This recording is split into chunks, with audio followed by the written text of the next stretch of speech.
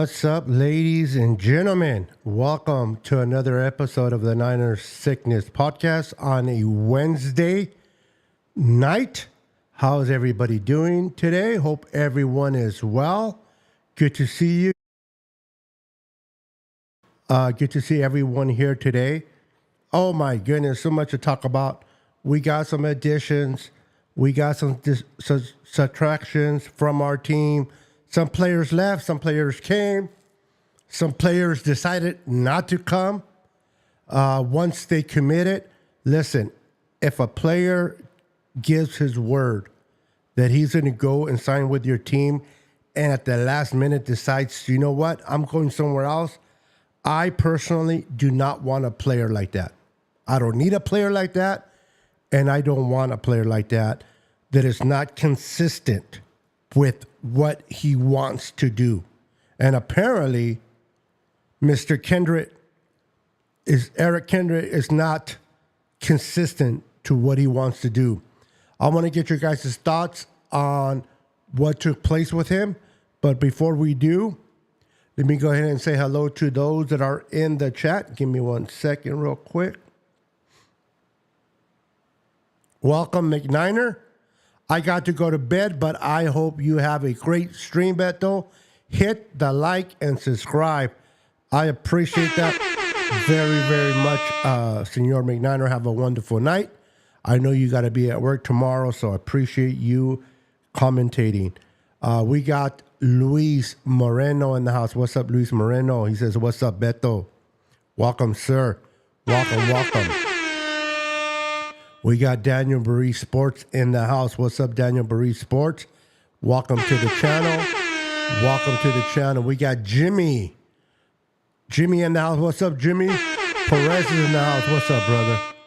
We got Facebook user. Unfortunately, for those that have Facebook, if you don't have eCam as permission to show what your name is on Facebook, it will just say Facebook user, either allow eCam to show your name on Facebook or make your way over to YouTube. Follow me on YouTube. And the links are in the description below. And so that I can appropriately address you. Or you can put your name after every comment you make. It is your prerogative. Yep. I don't need a player that cannot commit to something. Listen, if you verbally gave your commitment to a team as a man, you should keep it. People are like, yeah, but, maybe he, Zimmer's the defensive coordinator with Dallas. Maybe he, no. It's not like he chose to go to the Niners and no other team wanted him. As a free agent, it is your responsibility, either yourself or your agent. It's responsibility to what? It is your responsibility to make sure you, hold on, guys. It's your responsibility to make sure that your client is clear on any situation that is happening. I don't know who dropped the ball. I don't know if Eric just changed his mind at the last minute because he wanted to or he had a change of heart. Apparently he did. That's what he did it. But if it was his agent, it's his agent's responsibility to say, hey, listen, this team wants you. This team wants you. What are you going to do? And to me, as a person, once you make a decision, you stick by it. Nobody forced him to choose the Niners. The Niners made an offer. He agreed. His agent agreed. He accepted. And then he bounces at the last minute. Now, I'm not worried that he left. I didn't think he was a great linebacker anyway. And I'm not just saying that because I'm in my feelings and, he left and he's no longer here. You know what I mean? And he decided to go to the Cowboys, which is a team that I really dislike. It has nothing to do with that. It has everything to do with keeping your word, man. If you can't keep your word as a man, what do you have? What do you have? Your word should be everything to a man. Your integrity. He made a commitment. You follow through. But this just tells you the age that we're living in. These younger kids doesn't understand what respect is, doesn't understand what the word means. Once you shake on it, back in the days when my dad was growing up, you didn't need legal contracts. All you do is gave your word, and your word was bond. Bond. But nowadays, it's like, whatever. And it's a shame, but it is what it is. I am not completely upset because, like I said, Eric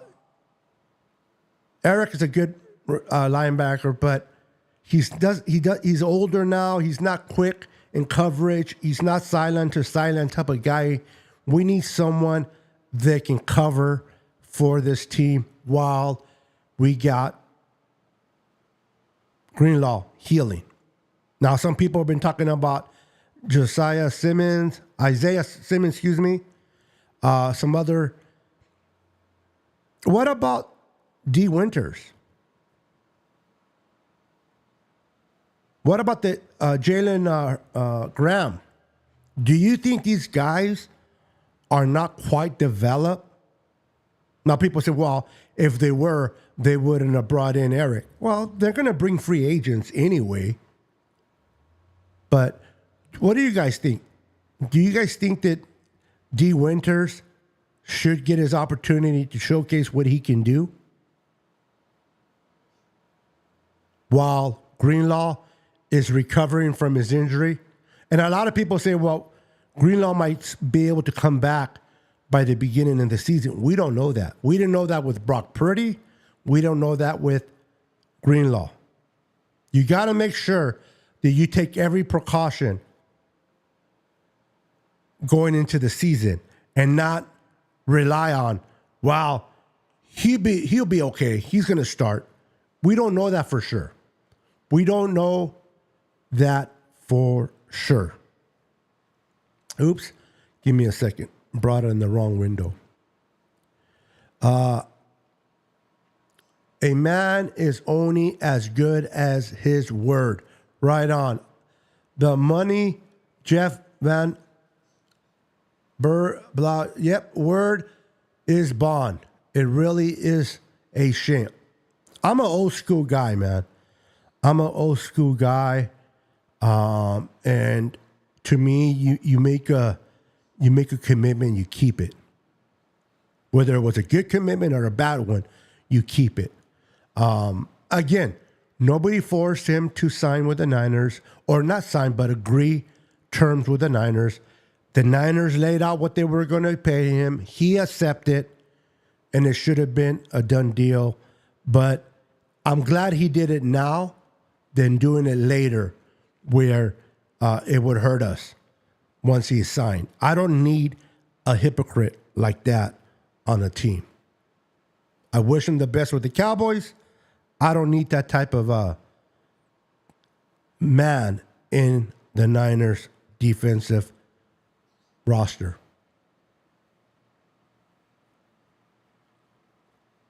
Yep. Yes, sir. Debo wearing number 1 jersey is going to exploit Mr. Kendricks over there with Dallas. Debo Samuel. I don't know about you guys and your thoughts on the Debo Samuel changes his number from 19 to 1. Some people don't care. Some people, it does bother some people. I have jerseys with number 19 of Debo, and it sucks that he changed his number, but I love the number 1 on Debo Samuel. What's up, Eric? Welcome to the podcast. I like Debo Samuel with the 1. I know many people don't. I know many people don't like that. They rather have him keep 19 because, you know, everybody has a jersey. Now that everybody has to go out and buy a jersey. Well, you don't have to do it, but that 1 looks sick.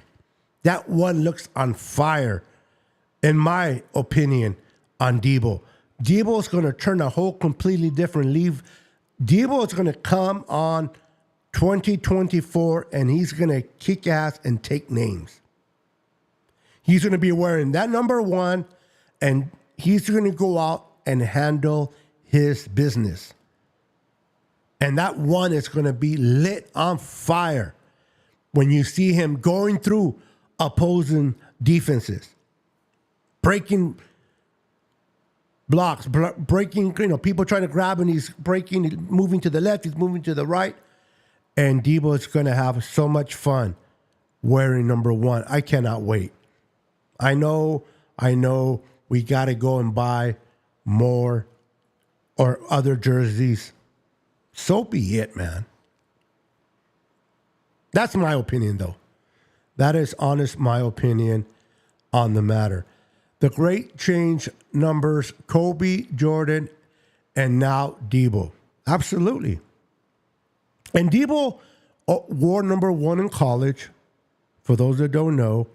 And when he came into the league, wearing number 1 was not authorized by the NFL at that point. So it's not like 1 was available when he came into the league or when he signed his contract. It was already taken. It's available now. I cannot wait to see Debo sporting that 1 with that shaded helmet, kicking some butt, running through linebackers, running through safeties and corners. It's going to be fun to watch. Now, for those that already know, we're going to talk about a little bit. Now, tonight, it's a late night show. Normally, I have points that I kind of go by. I go by certain points. I'm going to be kind of going all over the place tonight, from A to Z. We're just going to talk football. We're going to have fun. So bear with me. Listen, guys. Listen. The Niners had to let go of Eric Armstead. Now, some of you were big fans of Eric Armstead. Some of you weren't. Some of you thought he was overrated. Some of you guys thought he was underrated. To me personally, Eric Armstead was a beast. I love Eric Armstead. I love him since he's been here. I love him on the field, off the field. Great man, man of God, and he performed when he was healthy. The problem with Armstead is lately he hasn't been healthy. He hasn't been. What's up, Brad? What's up, 49er media in the house? I see you guys. So he hasn't been healthy the way we love for him to be healthy. And you need someone to be available. The best ability is availability. I don't care how good you are at the position you're in. You got to be available to do your job on the field and not be on the sideline with the pom-poms. I love Eric. Eric was great. But they came to Eric. They told Eric, you know what? Based on how much you have not been on the field, although we respect that you are productive when you are, let's talk about maybe having to get a cut down your salary. And I am not mad at Eric, all right? I am not mad at Eric for saying no. Eric feels that he has the value that he's worth. It's more than the Niners wanted to give him. And I respect that. Go and get your money, Eric. Go and get your money. I respect the Niners cut him. Now people are like, well, wait a minute. Why did they cut him now instead of earlier? Well, for those that don't know, according to Over the Cap, if you cut someone pre June, you got to pay him the whole amount of money, dead money. Not pay him, but you got to pay the dead money. And the Niners were saving 2-point-something million. The difference is they could have used that for a free agent signing. The route they decided to go, what's up, Jose Avila? I see you. The direction they decided to go was, let's wait to the new league year, which was today at 1 p.m. Pacific, 4 o'clock Eastern, and now they cut him, and now it's post-June. What does that mean?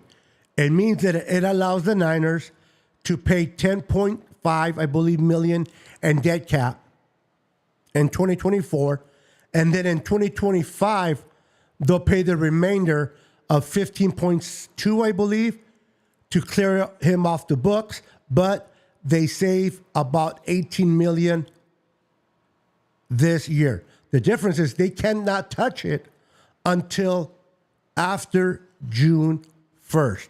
And by June 1st, all your good free agents are most likely signed elsewhere. But what they can do is they can extend somebody's contract that is worthy to be extended with that money. They can roll it over to next year. A lot of you guys know we're going to be signing Brock Purdy to a hefty penny, or that is the money they can use for Brandon Ayuk. For those that love Brandon Ayuk like I do and want Brandon Ayuk to stay, which he's not going anywhere anyway, they can use that 18 million they freed up towards Brandon Ayuk. And then a lot of people told me, well, what are the Niners going to do without Eric Armstead? Kinlaw left to the Jets. We're cutting Eric Armstead. Oh, my God. What is going on? Well, listen. Javon Kinlaw played a good season this year. This past season. Played good. But he's been hurt for the most part. He's not really reliable for this team. So they let him walk. And I'm glad he got his money. $7 million guaranteed with the Jets. Hey, boy, get your money. I am all for players getting their money. But what the Niners did really impressed me. Now, I know a lot of Niner fans, they like the big names, right? They want these big names. The Danielle Hunters, the Christian Wilkins. They're great players. And yes, I would love to have those players on the Niners. Who wouldn't want a Danielle Hunter? Who wouldn't want a Brian Burns on the roster? But you got to take everything with a grain of salt that even though Danielle Hunter is a better, at this point, a better defensive end than Leonard Floyd, but you paid, look what the Texans paid for 2 years compared to what the Niners paid for 2 years. The Niners were able to get Floyd and one of the tackles for the price that the Texans paid for Hunter. They got good value. Now, for those that really don't keep up with Floyd, this guy is a pass rusher. This guy breaks habit. He beats his one-on-ones. This guy can get around the freaking guard or tackle. This guy is not going to be your Chase Young. He's not going to be your Farrell, Gregory. He's not that type of cat. Leonard Floyd reminds me, and I hope it plans out the way it was with Bosa and D Ford. You guys remember D Ford? Now, D Ford, he was hurt, and it kind of didn't really plan out. But for the time that he was healthy, that speed, you saw how in 2019, that defense was great. A lot of people say, wow, it's because of DeForest Buckner. I'm not taking nothing away from DeForest, but it was because you had D Ford and you had Bosa bringing that pressure from the outside. Your guys are going to see that with Leonard Floyd. And that's going to open it up for Hargrave. It's going to open it up for either Elliott or Collins. And Collins, Malik Collins, let's go. What a trade. A 7th round trade to the Texans for Malik Collins. That guy is a stud. He is a stud. And not only that, but Jordan Elliott was number 6 in stopping the run. Win rate. Where were we most vulnerable last year? Where were we getting gashed? The run game. The run game. The run game. The Niners addressed the run game. Jordan Elliott will help out tremendously against the run.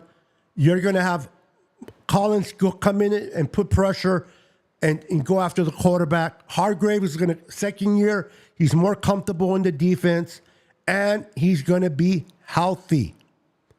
And I haven't even mentioned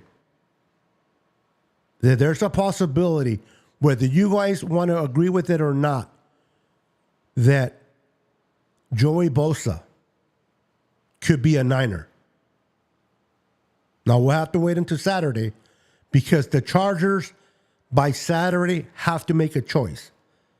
They can cut him sooner, but on Saturday, I forgot about what time, if they don't cut him, they have to give him a $7 million bonus. Okay? On Saturday, they got to give Joey Bosa a $7 million bonus. Why would you give a $7 bonus to a player that you're going to eventually cut? Joey Bosa may be worth more money on another team. If Joey Bosa went to any other team just to play, the guy is going to ask to get paid, whether he can remain healthy or not. That is up to the team. But he is going to request a lot of money based on his upside.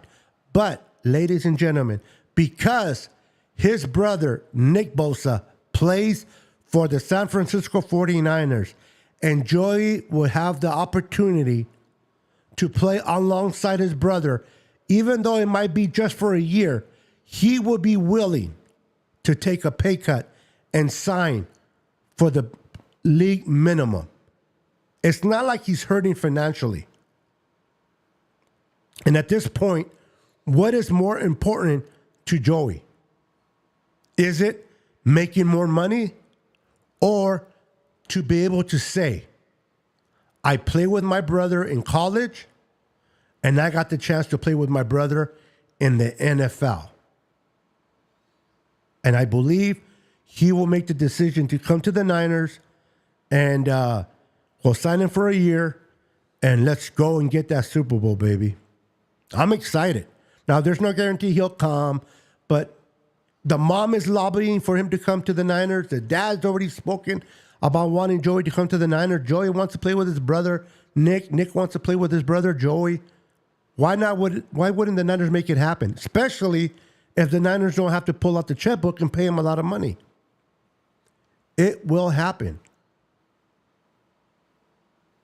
And the reason why the Niners have the upper hand, because we have Nick. And if we didn't have Nick, there's no way Joey's coming to the Niners at a minimum cost. But we have Nick. He wants to play with Nick. So if Joey plays the whole year, hey, better for us. If he gets hurt and doesn't play that much, all we paid was the league minimum. We have Floyd, who doesn't get hurt. That's another thing I love about Leonard Floyd. The dude doesn't get hurt. And then we have Matos. My boy, 49er Media brought it up. Mato is a decent, good, tall pass rusher coming from Carolina. They can be that rotational piece going forward. All right, let me read some of the comments, guys. Let me get into some of the comments those that came in. Give me a sec. Let me back it up a little bit. We got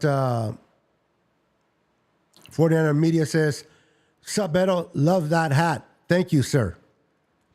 Nobody needs a hypocrite. They are a waste of space and a waste of position. Okay, I got you, Jeff. Also, love the number one. He is going to kick butt. I agree. That number one is how it will be. He will light it up on fire. I appreciate that, Jeff. 49er Media says, smash that like button and subscribe. We got my boy Brad. What's up, Brad? Good to see you. Still got a feeling that the Niners will end up trading for, they don't have to trade for him. Let me tell you something, Brad. There's nobody in the NFL that is going to pick up Joey's contract. Let's just keep it 100%. There's not nobody in the NFL that is going to pick up Joey's contract. His ability to play and perform when he's healthy is great. The fact that he gets hurt and has been hurt, it's a red flag for a lot of teams to commit. So he will get cut. He will go through the waiver wire. And then Joey Bosa will get to choose where he wants to play. And we're saying the Niners because that's where his brother's at. And hopefully he'll want to play with his brother for at least a year. And then we can always revisit it next year depending on what he does for us. If he does great, awesome. If he doesn't, and he costs us only the league minimum, what's the concern? Yeah, exactly. Ain't nobody going to pick up that $35 million hit. They ain't nobody going to trade for him. Nobody. And you got to give up capital? No. They're going to wait for him to get cut, and then teams will pursue. Now, the only thing other teams have to battle the Niners is they're going to throw money at him. But blood is thicker than water. If he truly has the desire to play in the NFL with his brother, to me, that will trump any amount of money that another team may throw at him, at least for 1 year.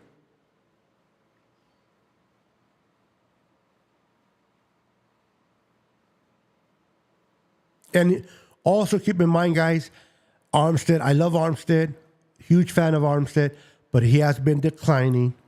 He's getting up there in age. And even though he was great in the playoffs, great in the Super Bowl, we need him during the regular season. How many games did he miss this year? I forgot right off the top of my head, but I got to believe there was more than 6 games. Even more, I think. That's not good enough if you want to win games in the NFL. You need people that are reliable. Maybe Jordan Elliott and Malik Collins is not as good as Eric Armstead. But what makes them great is they always are available. They don't get hurt. And for those that haven't really been following Collins, this kid is going to surprise a lot of 49er fans. This guy is a dog. He is a dog. And he's going to be fun to watch. And then Jordan Elliott, against the run, the dude is a dog. And what I like about Collins, he's going to demand so much a double coverage that that's good. Listen, Fred Warner and Greenlaw, when he comes back, and whoever starts in Greenlaw's spot are going to love that the Niners have Collins because he's going to open up the lanes for those linebackers. Just watch.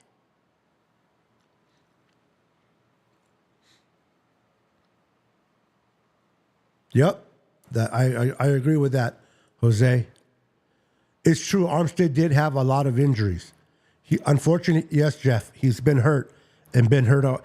When he's on the field, he is an A player. There's no denying it.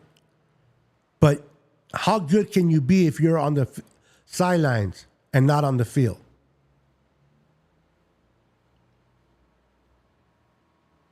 Yep, he has a motor. He reminds me a lot of D Ford. And the beautiful thing about it is he stays healthy. He stays healthy. You're going to see the difference with Leonard Floyd alongside of Bosa that you did with Chase, that you did with Drake Jackson, or any other cat. This guy is going to make a huge difference on that front four. And it's going to open up the possibilities for Javon Hargrave and Collins in the middle. And I'm glad that the Niners re-signed Givens. Right on, Niners. They re-signed Givens. That's great depth at that position. Straight up robbery. I really have to believe, and I could be wrong, but the relationship between D'Amico Ryans and the San Francisco, Kyle Shanahan, giving him a chance to be a coordinator. John Lynch, the reputation he has along the league of being a respectful GM, was why we were able to get Malik Collins for only a 7th round pick. It is a robbery. But it wasn't because we pulled the Wolves over the Texans. D'Amico is too smart for that. D'Amico did the Niners a solid by allowing us to get a player like Collins for just a 7th round pick. So kudos to D'Amico, man. That's just my opinion.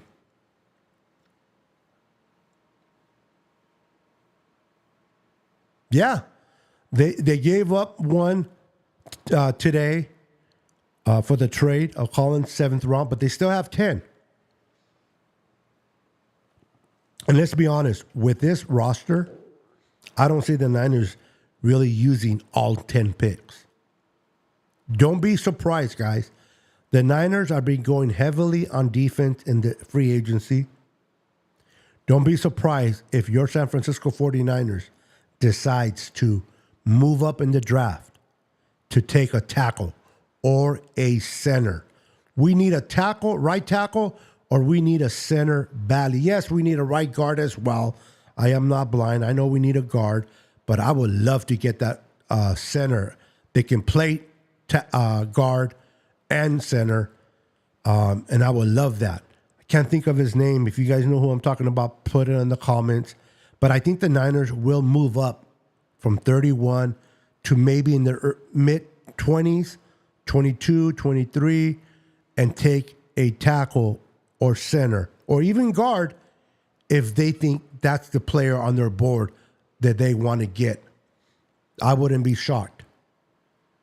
What's up, Andrew? Orale.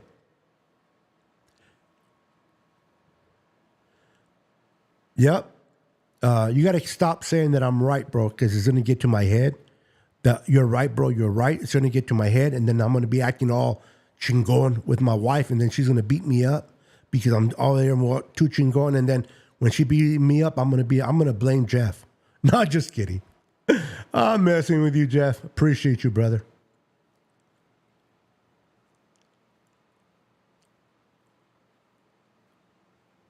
We made great additions, in my opinion. Not costly additions. I mean, to get Leonard Floyd for 2 years, not 1 year, but 2 years at $10 million a year. For the type of player that Leonard Floyd is, that is a great deal for the San Francisco 49ers. He's going to make an impact immediately on that defense. I'm excited to see. And then Matos. Matos, to me, is so underrated, ladies and gentlemen. I think he is so underrated. With Chris Kaserik at the helm, Chris Kaserik got Farrell paid. Okay, Clelin Ferrell was hurt. He was hurt. And even though he was hurt, he still got paid by the Commanders. Now, Adam Peters was familiar with him as well, but still, Chris Kasarik has gotten a lot of players paid because of what he's able to do with them. And I cannot wait to see what Chris Kasarik does with Mr. Matos. I love it. Thank you, 49er Media, for bringing him up. We got 49ers throwback and in the house. What's up, brother? I've seen someone in here. I'm going to read their name. I'm so far behind. 49 Faithfully in the house. Mariah is in the house. What's up, Mariah? Good to see you, girl. Always a pleasure having you on the comments. I think Joey Bosa really wants to be a Niner. I don't know if he wants to be a Niner. He just wants to play with his brother. Now, obviously, his brother's playing with the Niners, but I don't think for Joey I want to be a Niner. Nick Bosa can be with the Dolphins. Nick Bosa could have been with the Saints. He just wants to play or get the opportunity to play with his brother, Nick. That just happens to be the San Francisco 49ers. So I am fired up if that does come to fruition. And I think it will. I honestly think it will. Yeah, they can. They absolutely can, 49er Media.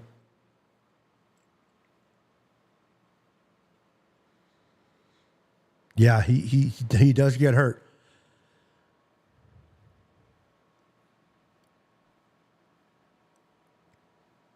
Yo. Hold on, let me go back. Hey, Mariah. Yo, what's up, girl? You're my homegirl, Cubo. Órale. Órale. Hey, guys, make sure to hit the like button. If you're watching me on YouTube, smash that like button for your boy Niner Sickness. Would truly appreciate that very, very much. You guys are awesome. David Corona's in the house. What's up, David Corona? How you doing, sir? Good to see you. Daniel Cantu is in the house. What's up, Daniel Cantu? Órale. Welcome to the channel, my brother from a different mother. ¿Cómo estás? How you doing, my friend? So, I'm excited to what the Niners are going to do. They took care of a lot of holes. When we lost Kinlaw, when we we're going to essentially cut Armstead, people were panicking. Oh my God. What are we going to do? Kinlaw. And it's funny, right? A lot of Niner fans a year ago or 2 years ago were saying, get rid of that loser. Get rid of Kinlaw. He sucks. Get rid of him. We should have never drafted him. Blah, blah, blah, blah. Now that he was not retained and we allowed him to go and get signed with the Jets, Niner fans are pissed off for the most part. All I want to say is this. Stay true to yourself. Stay true to yourself. If you wanted him gone, be okay that he's gone. Just because he had a good, decent year in 2023 doesn't mean he's going to continue to have great years. I wish him the best, but we're moving on. Stay true to yourself, and don't be mad about him leaving when you wanted him gone 2 years ago. Blue Boy, what's up, brother?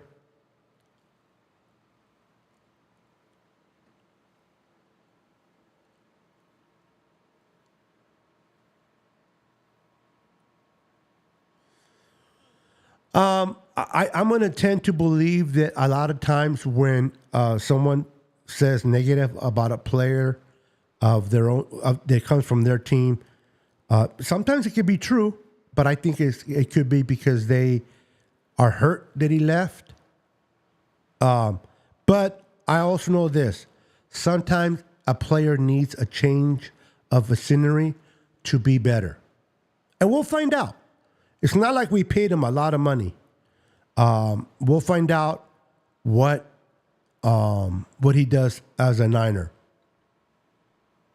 We'll definitely find out. So, guys, who is excited so far with what the Niners have done? Who is excited so far in the transaction the Niners have done? We lost Warner, tight end. We lost Kinlaw. We lost Sam Darnold. And I think we lost another player. But I don't know if we lost any player that you can truly say, oh my God, I cannot believe he's no longer with us. Is there honestly a player that we lost, whether it's Eric Armstead being cut or team signing elsewhere, that you can honestly say, holy crap, what are we going to do now that that player's gone?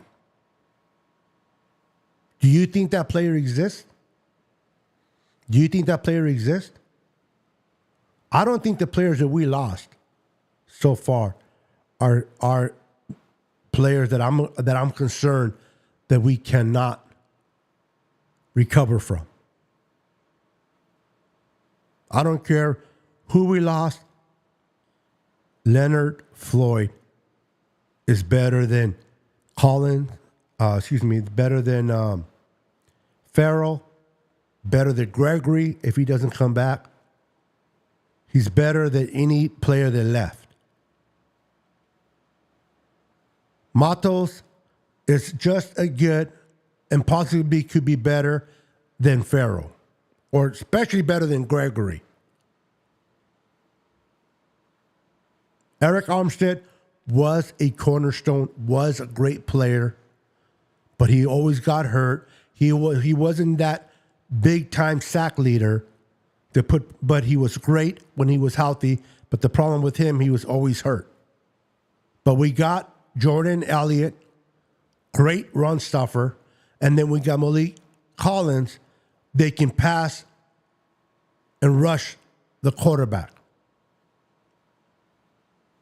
for much less than what we were paying Armstead. So, if we think about it, have we lost any players that you're going to lose your sleep over and saying, man, I don't know how we're going to recover from that player that we lost? The Niners are handling their business quietly. No big splash names like Danielle Hunter. No big splash like Christian Wilkins. But they're quietly getting players that fit the mold and is not kicking our ass in the contract and financial part. Now, I liked when they signed Kendricks, but Kendricks being a sissy that he is and decided to change his mind. I never really liked him, but now I can't stand him. Not because I'm in my feelings and, whoa, he left the Niners to go to the Cowboys. It's because I believe that a man without his word is nothing. All a man truly has is his word. And this man gave his word by accepting the agreement with the Niners, then decided to go elsewhere. That disappointed me in Kendricks. Complete disappointment, period.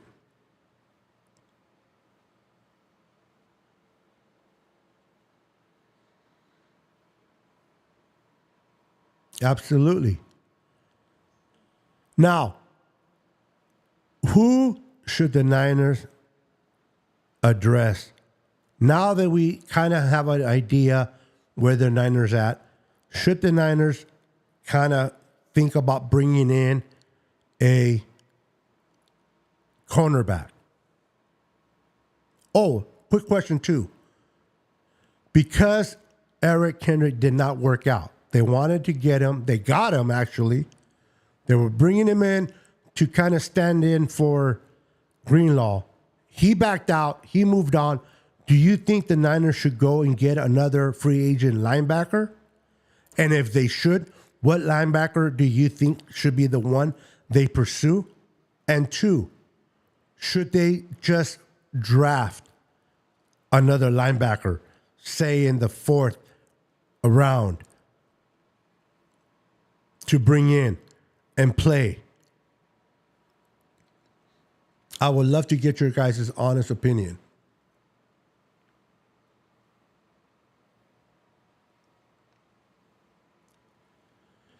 Let's see. Drop the line so we can talk. No, I'm not doing that tonight. I'm not set up for that for tonight, David. But you know what? I might start doing that again. I might do the phone calls where you guys can call in and chit chat and give me your guys' opinion. I just got to figure out what day works best for a lot of us. But I'm going to do, if I do that, I'm going to do it late in the evening, kind of like at this hour. I know some of us work swing shift, so there's quite a few of you guys here tonight. So what time is it? It's gonna be 11 Pacific Standard Time. So you guys are amazing. Make sure to hit that like button by wiping your feet and smashing the like button for your boy Niner sickness. So I give you guys a question. Should we go for another linebacker? Which linebacker should we go for? Or should we draft a linebacker? Or should we kind of run with D. Winters from TCU or Jordan, what's his name? Jalen? I can't think. Graham? I think he played for Purdue. I could be wrong. Should we run with them? Let me know in the comments. I am interested to know in the comments what your thought is. What your thought is.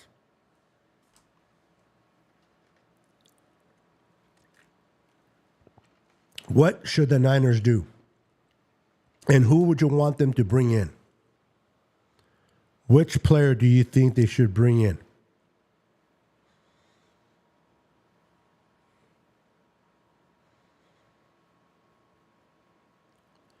Let's see here.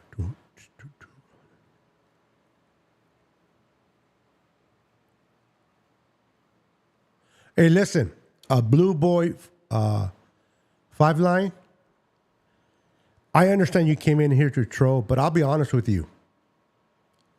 I love what D'Amico is doing in the Texans. I love the way the Texans are being built. I'm actually rooting for the Texans to be a good team. You guys, I love C.J. Stroud. You guys hit the jackpot with your quarterback.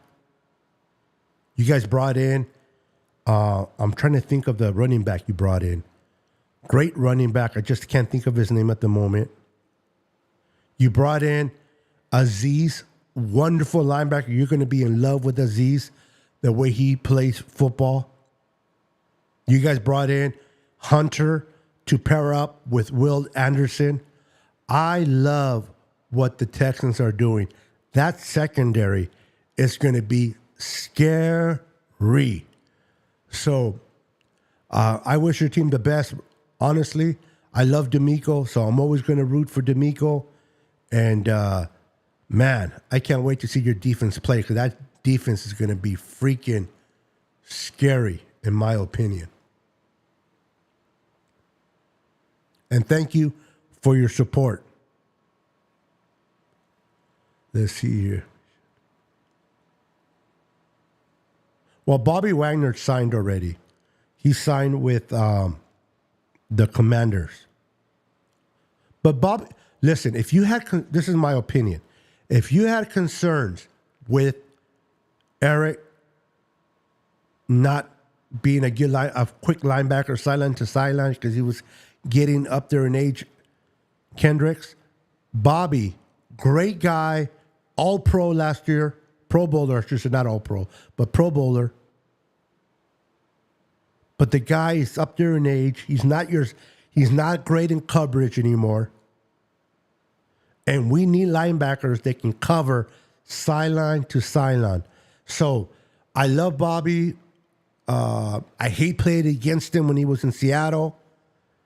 But I don't think he will be a great asset to the Niners right now, in my opinion. Okay, yes, Graham played for... I thought so, but I wasn't 100%. Thank you, David. But I will do one, and I will let you know. Sign... And also Perriman. Or Isaiah. Isaiah, I like Isaiah Simmons. He is athletic. He is athletic, but his coverage skills. He's very athletic, but he cannot cover for his life dependent on it. At least not to my liking. Yeah, that one tripped me out. They cut Mixon. I heard they traded him. I heard they cut him. I wasn't too much really in tune with it, but nevertheless, he's no longer a Bengal. I forgot where he went. He signed up somewhere now. Oh. Got you. You're telling me he's the guy that went to the Texans. Got you. A little slow, but it hit me in the brain. It hit me in the brain. Let me put my hat down a little bit. Got you. So Mixon went to the... oh, my God. Blue boy. Man, bro, you're going to... it's going to be fun for you to be a Texan fan. Listen, the Texans have been in a drought. The Texans have been terrible for years. The NFC South has been owned. Are they in the South? Let's see, West, East, North. Yeah, South. The NFC South, they have been... are they in the South? Anyway, you can tell me, Blue boy, you guys are in the South, right? Correct me if I'm wrong. But anyway, you guys are going to be better than the Colts, better than the Jaguars. Oh, my goodness. Aziz and Hunter to the Texans under D'Amico. Damn, that is scary if you ask me. Who knows? Maybe it's a 49ers Texans Super Bowl this year. Okay, so they traded him for, the AFC. That's what I was, okay. This is why I was getting confused. Thank you, Blue Boy. I was saying NFC South, right? And this is why I was getting paused, because the NFC South is the Tampa Bay Buccaneers, the New Orleans Saints, the Falcons, and the Carolina Panthers. That's why I'm like, I did not see them in the AFC South. Correct. Got you. Thank you. No, Daniel Cantu says here, we do still have Bell, or do we need to trade him? Bell.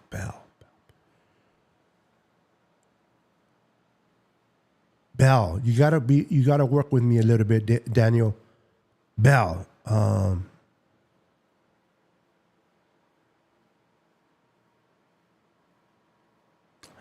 I don't know who you're talking about. Honest, Daniel, I'm at a pause. Who is Bell? Please clarify for me. Maybe I'm missing it. Okay, well, definitely he's on the team, because 49er Media says we have Bell. Who in the hell is Bell? Holy crap. Did somebody just go by me and on the team that I'm not aware about? Who in the heck is Bell? Now I'm curious. Let me know, 49er Media. Tell me who Bell is. I might know who he is, but I got no clue just on the Bell part. At least not at the moment. Yep, Aziz was a great pickup for the Honestly, I thought last year when D'Amico took over for the Texans, I thought he was heading over to the Texans and not to the Titans. I was shocked that he went to the Titans for a year. But I'm glad that he's over there with Jimmy Ward. He reunites with Jimmy Ward and with his defensive coordinator, now head coach, D'Amico Ryans.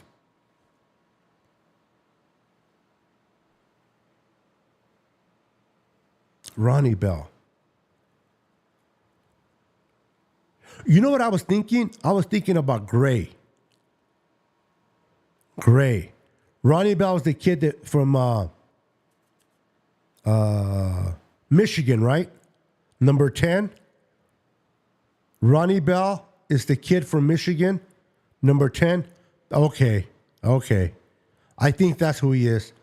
For some reason, his last name slipped my mind. He slipped my mind, but if I'm not mistaken, I believe he's that kid that he came out of Michigan Wolverines, the teammate of Jake Moody. I think that's the guy that you guys talking. So the Niners replenished. They took care of business. They needed to bring someone in that can fill in for Eric Armstead. I believe they did that by bringing in Jordan Elliott, and Monique Collins. Plus, they re-signed Givens. I love that. I really do. They brought in a good pass rusher to be opposite of Bosa at the fraction of the cost in Leonard Floyd for 2 years. They brought Matos as that rotational piece. Matos can play outside and inside, by the way. So I like that versatility from him. Now we need to focus on the secondary. And then I believe that in the draft, they will take a tackle, center, / guard or guard. They can play tackle or guard. They're going to be looking at that. And like I said, I wouldn't be shocked if the 49ers moved up in the first round to take a good position player like that. Now, it doesn't mean they're not going to take a D tackle in the draft. I'm pretty sure they might go D tackle in the third round. Remember, they only got Jordan and Collins. Well, I know Jordan for 2 years. By the way, that's a good question for myself. Collins came in a trade, right? Via trade from the Texans. How many years were left on his contract? That I don't know. I don't even know that. Shame on me. But if somebody can give me that information tonight, I would appreciate it in the comments. Since we traded a 7th round for Monique Collins, how many years does he have left in his contract? It just dawned on me. I don't even know. Or checked. 1 year? Okay. Thank you, 49er Media. Okay, so he's a 1 year guy. But he can potentially, if he plays well, we can re-sign him. I know that Jordan Elliott for 2 years, right? 2 years. And I think the Niners will address a D tackle in the draft. I think they'll address a D tackle in the draft. They're going to address a tackle, either a center / guard, or a tackle that can play guard, or maybe a player that can play all three spots. Those type of players are vital. This is why I wasn't shocked that the Niners extended McKivitz another year. Now, a lot of people are like, what? $7 million for McKivitz? Does that mean the Niners are not going to take a tackle? No. McKivitz, whether he sucks in your eyes or not, he can play tackle, guard, and center. How good?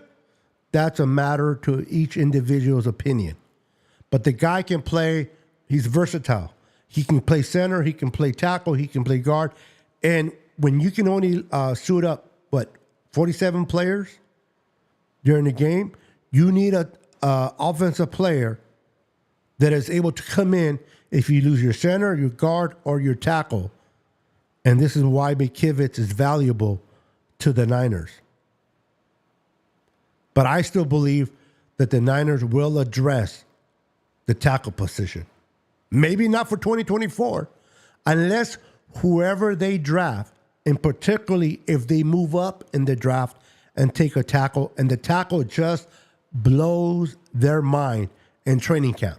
They go to training camp, McKivitz is your starter, but this kid, whoever it is, just comes into training camp and he's kicking the crap out of McKivitz. Well, there you go. Now you have the rookie starting at right tackle. Now, I understand that normally Kyle Shanahan, why he does this, I don't know. I'm a huge Kyle Shanahan fan. But the dude does have an ego that I don't understand why he doesn't play rookies. What is up with not playing rookies? I understand rookies can make mistakes. I understand that rookie here, but how are you going to have these rookies learn if you don't allow them to showcase? Jordan Mason, great example. Jordan Mason, one hell of a running back. I understand we have arguably the best running back in the NFL in Christian McCaffrey, CMC. I understand that. I am not blind to that. But why keep putting miles on your best horse when you have a Jordan Mason or Elijah Mitchell to help out with those carries? And that falls under Kyle not trusting rookies. So you might say, well, if this rookie tackle is so good, is he going to play him? For some reason, when it comes to the front line offensively, he does. If you remember,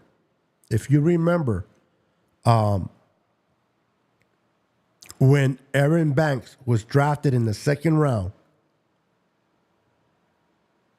and we had Tomlinson still at the left guard position, Aaron Banks was not going to take his spot that year. So what did they do? They started him at right guard. He was a rookie, and they started him. The only difference is not only did he get hurt, but he really did not play well at the right guard position. So they kind of yanked him. But they started him. So I got to believe if they draft a tackle or a guard high in the first round and he outperforms McKivitz will either move to center or he'll be that rotational backup piece to that position. If there's a position that Kyle may play a rookie, it will be on that offensive line. Not so much on any other position. Yes, he's a very good swing tackle. John Collins.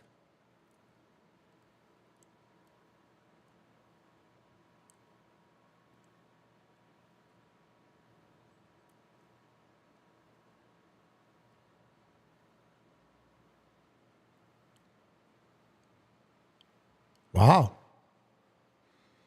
Atlanta is definitely doing some things, Jeff. Atlanta is doing some things over there. They got Kirk Cousins. Now, I don't remember his first name, or am I saying his first name and don't remember his last name, but Jefferson, the receiver of the Minnesota Vikings. The Minnesota Vikings receiver. How sad. How bad do I feel for him? How bad do I feel for him? He went. Now, Kirk Cousins is not your Tom Brady, your Josh Allen, your Joe Burris, or Patrick Mahomes, right? But he went from catching the ball from Kirk Cousins to Sam Darnold. Do they hate him that much? Do the Vikings hate him that much? How are you going to give this guy Sam Darnold? And how is Sam Darnold going to get paid $10 million for 1 year? The dude was getting $5 million with the Niners. He didn't do nothing. He only played one game in the regular season. That was the last game of the year against the Rams. We already had clinched. We had nothing to play for. So Sam Darnold played. And then he played a couple of games in preseason. And he gets a $5 million raise to go to the Vikings. Damn, Sam Darnold getting a raise for doing absolutely nothing. You got to give him a hand applause for that. Wow.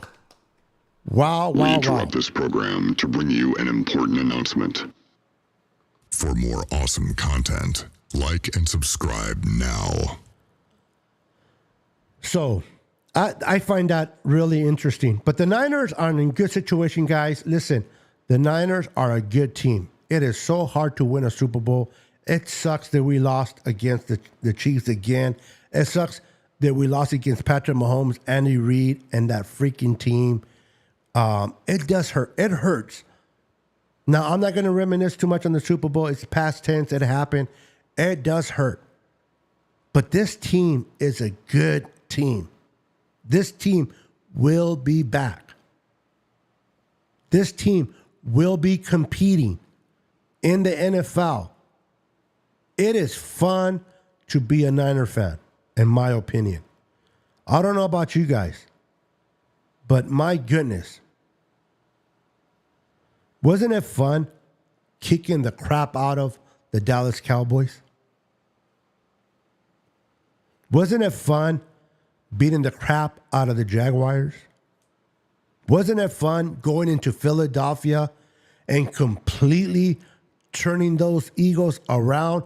Those Eagles were never the same after they played the Niners. Beating the Seahawks twice. Yes, we lost to the Browns and we lost to some teams. But overall, the San Francisco 49ers were fun and is fun to watch. Do we want to win it all? Absolutely. If you keep on knocking on the door, eventually they're going to kick that door down and win a Super Bowl. It took Andy Reid, I think, 22 years to finally win their first one? I'm not saying that's going to take that for Kyle. But the Niners are always positioning themselves to get to the dance. Dallas Cowboys, forget about the Super Bowl. They can't even make it to the NFC Championship. Some teams cannot make it to the NFC Championship game. The Lions finally made it since 1991. The last time they were in an NFC Championship game was 1991. It is hard to get to the NFC Championship, much less the Super Bowl. And your San Francisco 49ers, our San Francisco 49ers, has been there 4 times, 3 times in a row, and 2 Super Bowl appearances under Kyle and John. And when Harbaugh was here, we went 3 times to the NFC Championship and 1 Super Bowl appearance. So we've been to 7 NFC Championship games and 3 Super Bowls. Now, I understand we lost the Super Bowls. And I've been hearing people say, are the Niners the new Buffalo Bills? The Buffalo Bills have never won a Super Bowl. The Niners have 5. We are not the Buffalo Bills. Out of 58 Super Bowls, only 2 teams have won 6 apiece. Let that sink in. Out of 58 Super Bowls, only 2 teams have won 6 apiece. It is hard to win Super Bowls. Now, the outlier is the Kansas City Chiefs, right? They're the outliers. They won it 2 in a row. They won it 2 years ago, and they've been winning, right? While the San Francisco were the outliers in the 80s when they won back-to-back, and the Kansas City are the Niners of the 80s right now. You know that the Kansas City Chiefs lost the ball 6 times against us? I mean, they put the ball in harm's way 6 times, but only lost it once. For those that do not believe in luck, I don't know what to tell you. For those that do not believe in luck, I honestly do not know what to tell you. They put it on the ground 6 times and they only lost it once. That shit doesn't happen. In the playoffs, they put it on the ground 8 times. You know how many times they lost it? 0. 0. That just doesn't happen. It doesn't happen.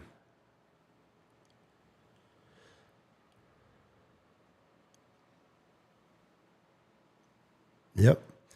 Gonna be heading out. Have a great one, Beto. Let's do a live soon.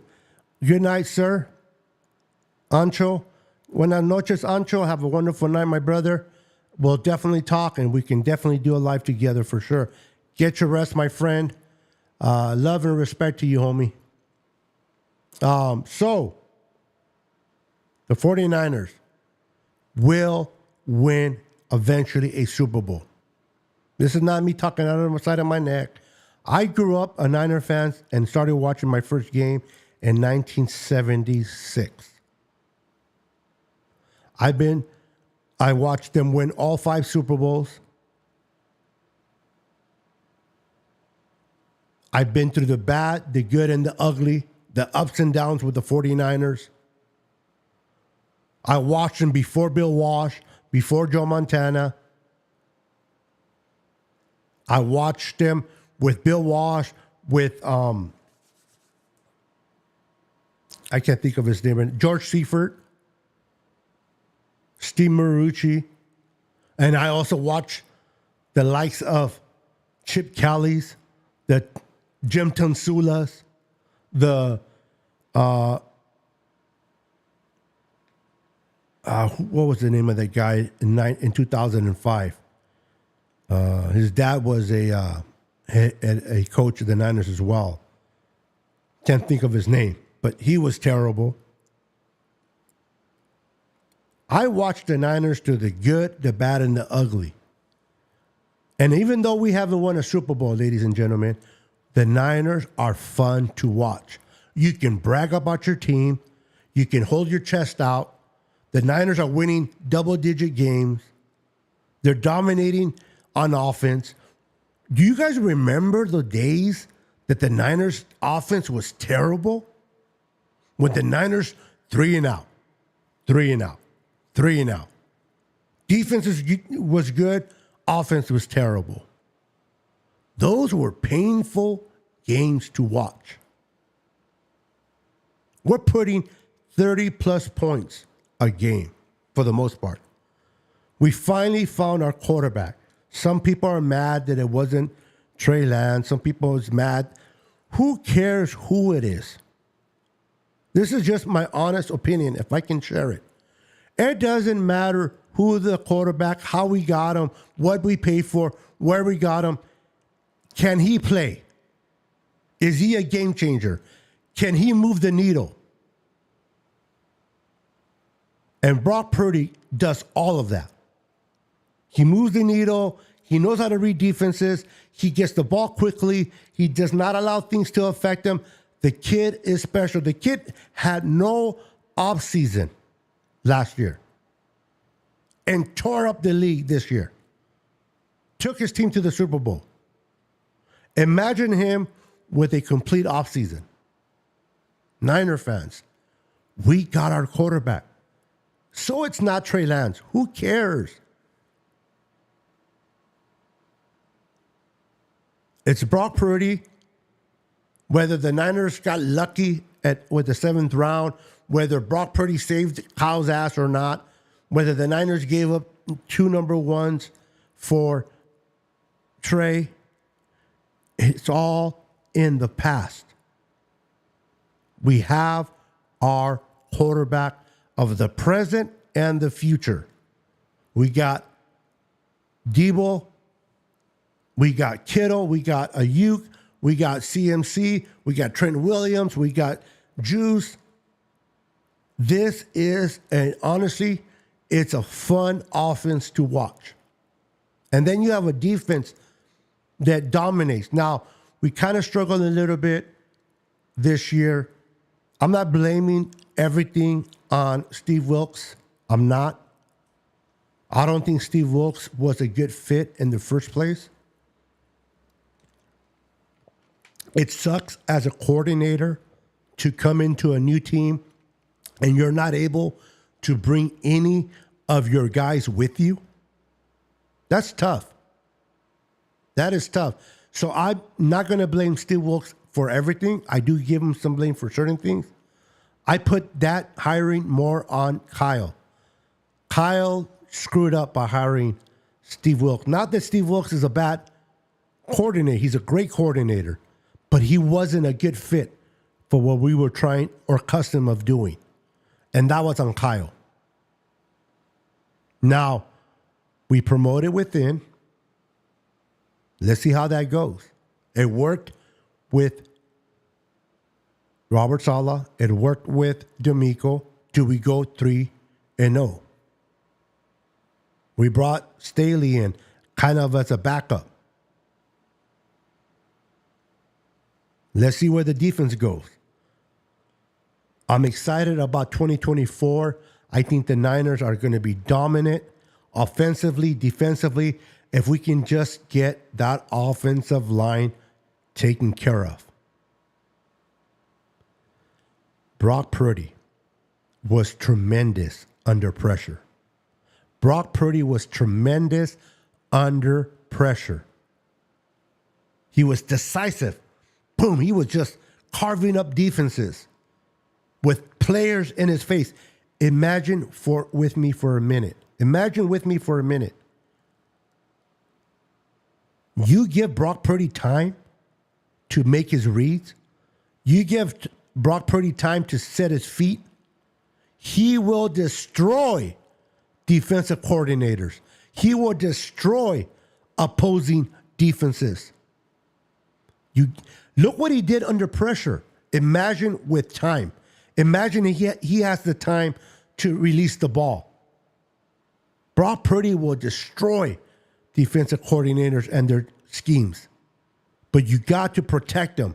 You got to make sure that he doesn't throw a half a second faster than he needs to. That Chris Jones came flying right through, regardless of whose fault it was. If Brock would have had just a few seconds longer, it would have been a touchdown. People can say otherwise. I don't care. It would have been a touchdown. We got to protect Brock Purdy. We got to put Brock Purdy in a place where he is able to read the defense. He does it already so well under pressure. Give him time and then watch him cook. Then you got the best running back in CMC. You got Kittle. You got Juice. You got Trent. You got Debo wearing number 1.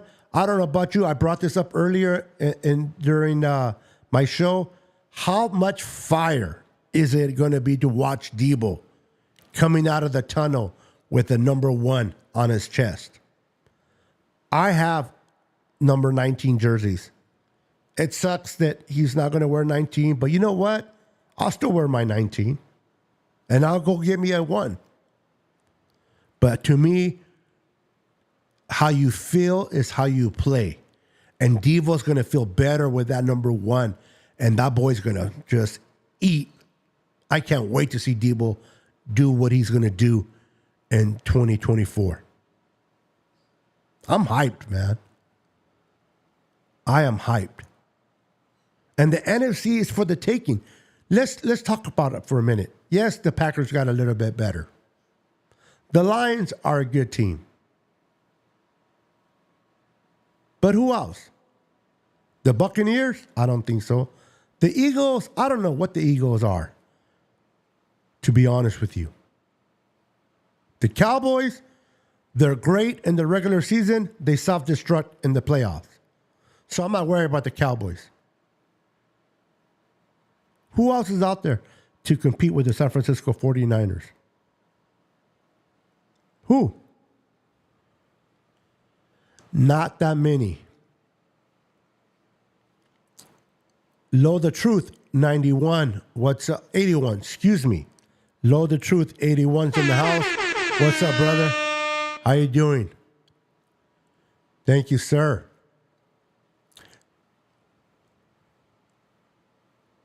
Yep.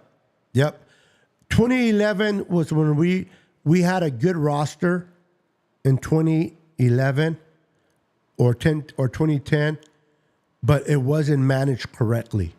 It wasn't until Harbaugh came in and took over a very good roster and started winning games. This is another reason why I like Kyle so much more. I'm not taking nothing away from Harbaugh. But Harbaugh came in and took over a very good team.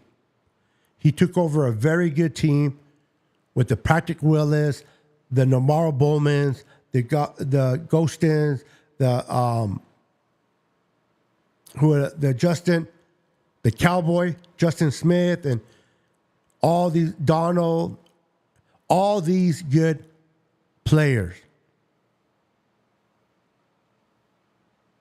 Kyle came in and pretty much blew up the whole team. Blew it up in 2017, started to build from the floor up, and got to 2 Super Bowls. This is why people need to understand. It sucks that we lost in the Super Bowl. It does. I'm not taking that away. It hurts. It hurts not to say we're Super Bowl champions. It does hurt. I am not trying to take that away from no one. But the fact that we are dominant, the fact that we are in the playoffs, the fact that we dominate in the playoffs, the fact that we get to the championship games, if we keep on knocking, we're going to bust that damn door down and eventually get that damn Super Bowl so people that have not experienced how it feels to win a Super Bowl is going to experience it for the first time. But you got to be in the dance floor in order to win. You got to make it. I don't care how good the Cowboys think they are. I don't care how dominant they play in the regular season. If they don't make it to the NFC Championship game, they don't have a chance to make it to the Super Bowl.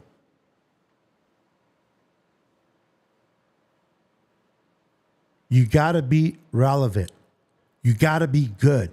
You got to be consistent and to get a chance to break through that door and get your Super Bowl. And the Niners do that year in and year out. What's up, Crazy Juice? How you doing, sir?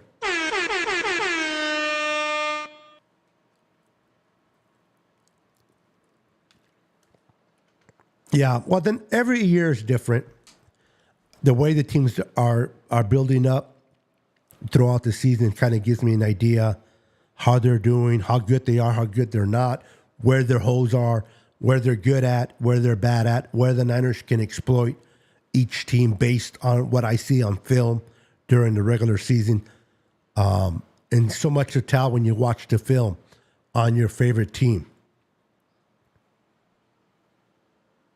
So, faithful, be excited. Yes, we did not sign the Janelle Hunters. Yes, we did not bring in Christian Wilkins.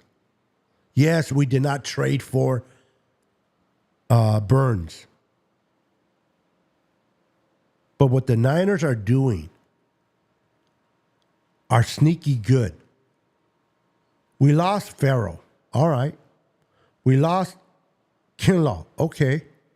We cut Armstead. Great player, but can't stay healthy. Okay.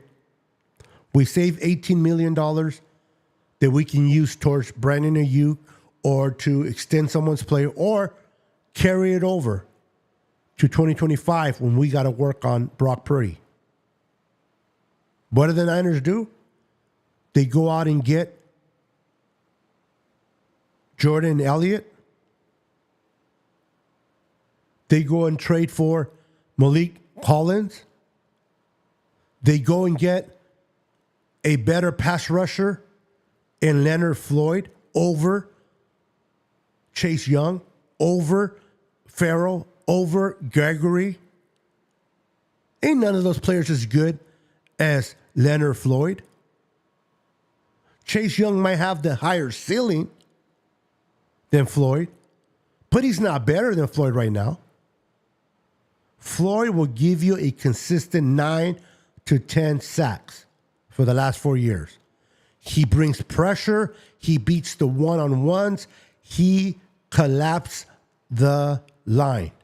And when you have him coming on one side and you having Bosa collapsing the other side, it's going to make it easier for the guys inside. It's going to make it easier for the Hargraves. It's going to make it easier for the Collins. And then you got arguably the best linebacker in Warner sitting there. Greenlaw. You got Charvarius Ward, a Pro Bowl corner. You add another piece. You got Lenore, who is very good.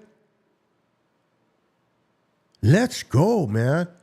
We got a defense. We got an offense.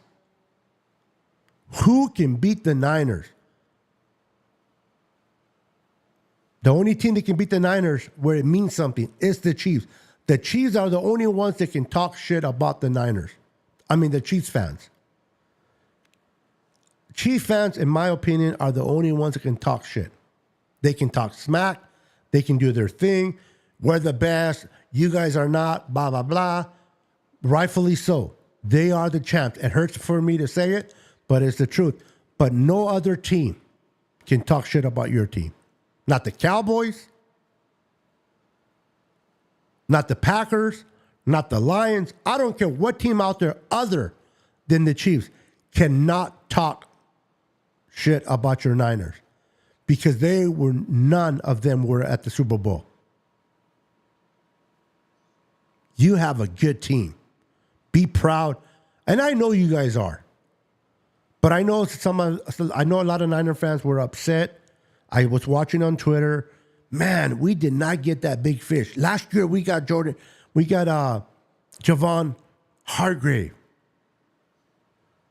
Don't underestimate the addition of Leonard Floyd with this defense under Chris Kaserik with Bosa on the other side. Don't underestimate Jordan Elliott and Malik Collins. They brought back Givens. That's great. They might bring Joey Bosa at the league minimum because he wants to play with his brother. I'm telling you, this team is going to be on fire. It's going to be fun to watch. We're going to watch the Niners kick ass.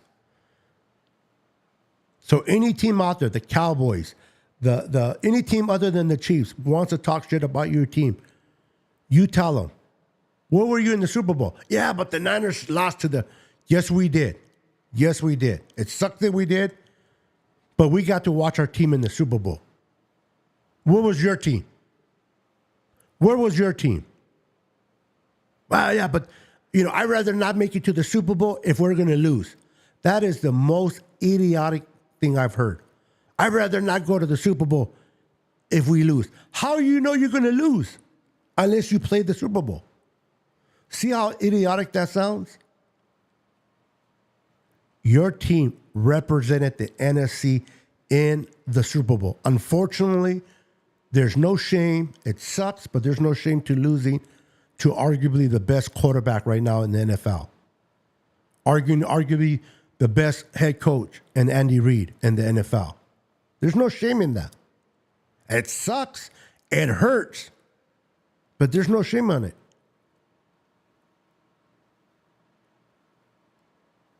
And all these Ram fans talking that, well, when we went to the Super Bowl, we won. You didn't play the Chiefs. You played a no offensive line Cincinnati Bengals. Okay? You played the Bengals with all their offensive line hurt. I guarantee, I don't care whether they agree with me or not, if those Rams would have played Kansas City, or if the Cincinnati Bengals had a healthy offensive line, they would have got their ass kicked. The Rams got lucky that they went to the Super Bowl when they went. Tampa Bay was lucky that Patrick Mahomes had no offensive line in that Super Bowl. The Bucs play Patrick Mahomes that we played with a good line. Tampa Bay's not winning either. You got to be good and you got to be lucky. You got to be good and you got to be lucky. And one thing, Kyle, unfortunately for Kyle Shanahan, luck is not on his side. But that has to change. That will change. That we were beating the Chiefs. We would have beat the Chiefs. Would have, could have, I understand. Please bear with me. Could have, would have, I hear you. We would have beaten the Chiefs. The problem is, how unlucky are we that the ball bounced and hit the back of the leg of Luder? And what's his name? McLeod could not recover. And they get the ball. And then they go and score. Did you guys know they haven't scored all game? They were not even able to move the ball all game long. But that one freaking sequence that took place changed entirely the game. That fumble doesn't happen. We're champions. There's no doubt in my mind. But it did, and it is what it is. We were the better team, but we were not the luckier team. We were the better team than the Chiefs, but the Chiefs were luckier than we were. Luck is a major component to winning a Super Bowl.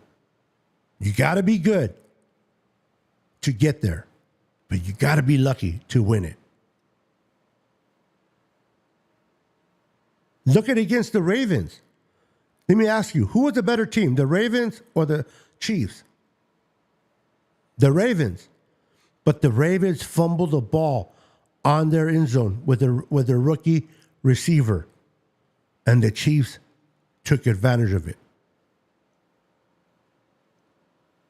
Luck is a major part of football. It sucks. What's up, Moreno, Mr. Moreno in the house? How you doing, sir?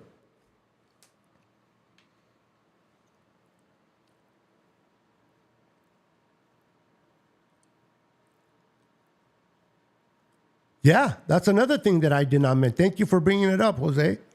The holding against Bosa is ridiculous. Freaking Chiefs get away with holding. You notice when the Bucs played the Chiefs in the Super Bowl, who was the better quarterback? If anything else by name.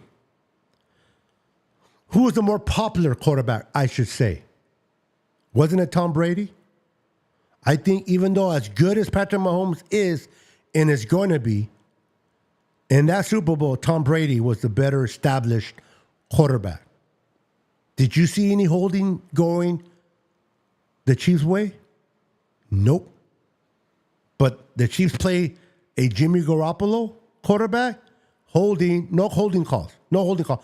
On Tom Brady, every call was holding. Holding. The Niners, none. Against Brock Purdy, none.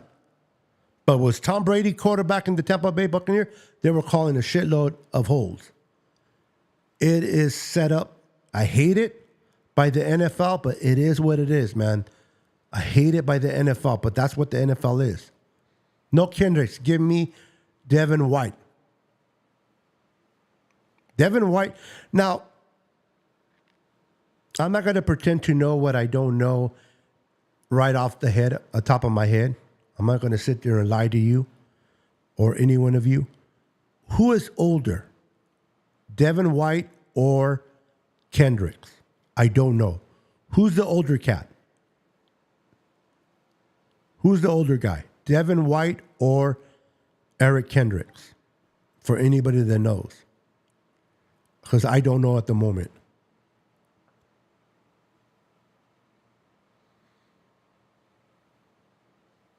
Yep. You don't even see Ram fans in LA. Know the truth. Let's keep it 100. When they won that Super Bowl, they had to give away jerseys to random people. They gave away jerseys to random people and told them, put on their jersey during the parade and you can keep it. So you had all these people that didn't know jack about football wearing Rams jerseys. How pathetic is that? The Rams had to buy bodies. Like, what do they call it in the movies? What do they call it when they have a big scene and they have, what do they call those people, the background people?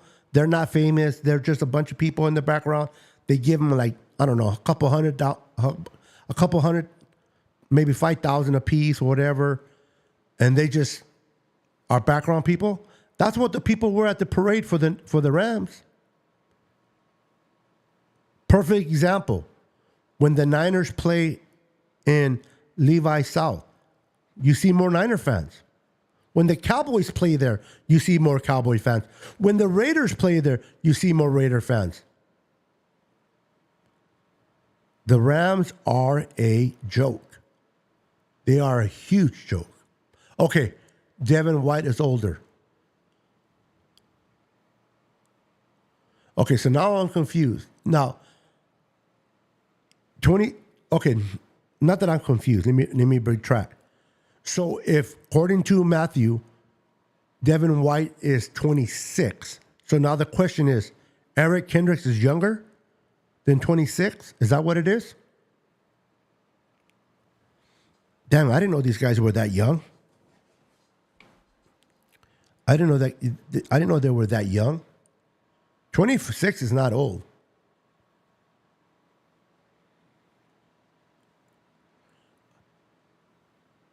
Okay, here we go. Let's see here. Eric Kendricks is older. Kendricks is 32. Devin White is 27. Okay, then. So I'd rather go with the 27-year-old. Now, the question is this. This is the real question, okay?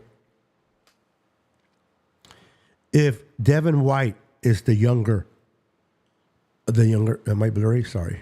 Hold on. If Devin White is younger, but the Niners signed or agreed to sign Eric Kendricks, does it mean that maybe Devin White is asking too much money? Because the guy they brought in was Kendricks. He bailed out, but they brought him in. They agreed to bring him in. I got to assume that the Niners spoke to the agent of White, and maybe they're just asking for too much money. that they decided to go with Kendricks instead? We shall see. We shall see. I'm really interested to see what happens with the Joey Bosa. I understand Joey Bosa doesn't, or misses a lot of games, I should say. I understand that Joey Bosa misses a lot of games. But he's a monster when he's on the field. Now, people might say, wait a minute, well, so was Armstead. I think Joey Bosa is better at his position than Armstead was at his if they were both healthy. Am I right or wrong on that? Second, Armstead was costing us a lot of money. 17 plus million if he would have stayed. Joey Bosa will cost the league minimum to play for us a year. Big difference. And it would be nice to be, truth be told, you have Joey Bosa, you have Nick Bosa, you have Collins, you have Hargrave in the middle. On first downs, go. And then on third downs, bring in Leonard Floyd and let him do what he does best. Go after the quarterback.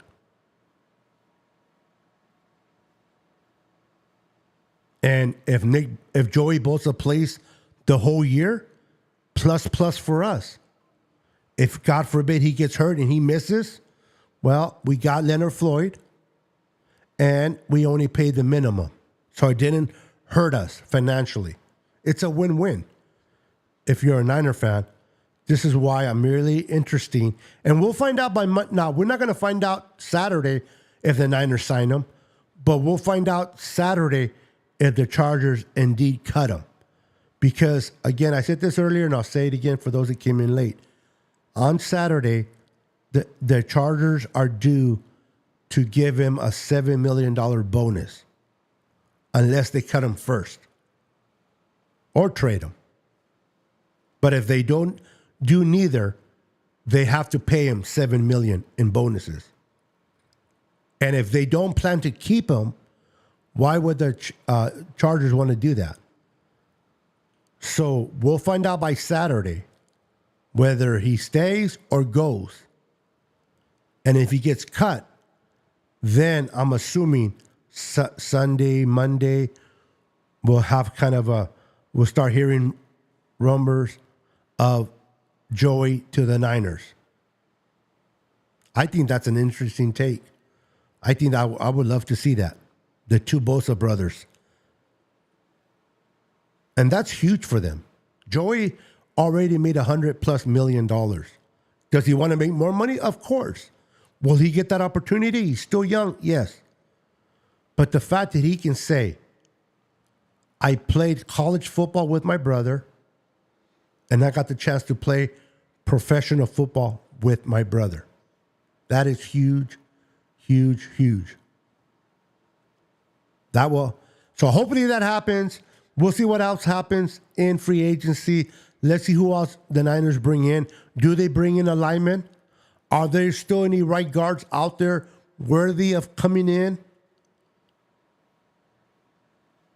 Do they get a corner in free agency? Do they wait for the draft?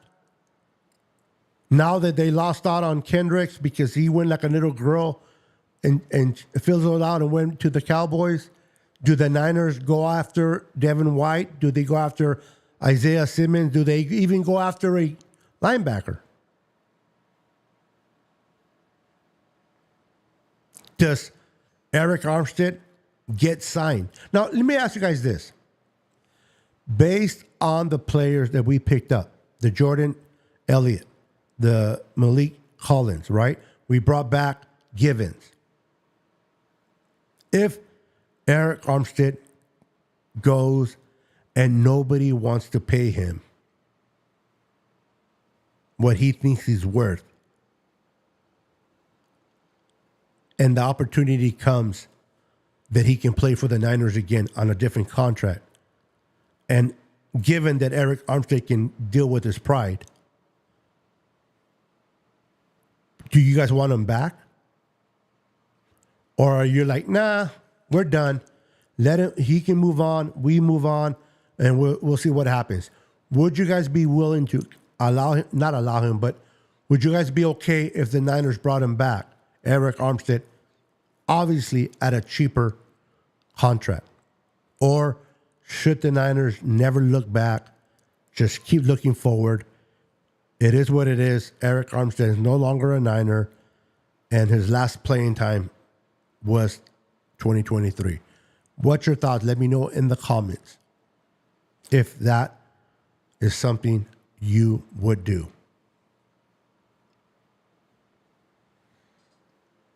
I'm interested in knowing.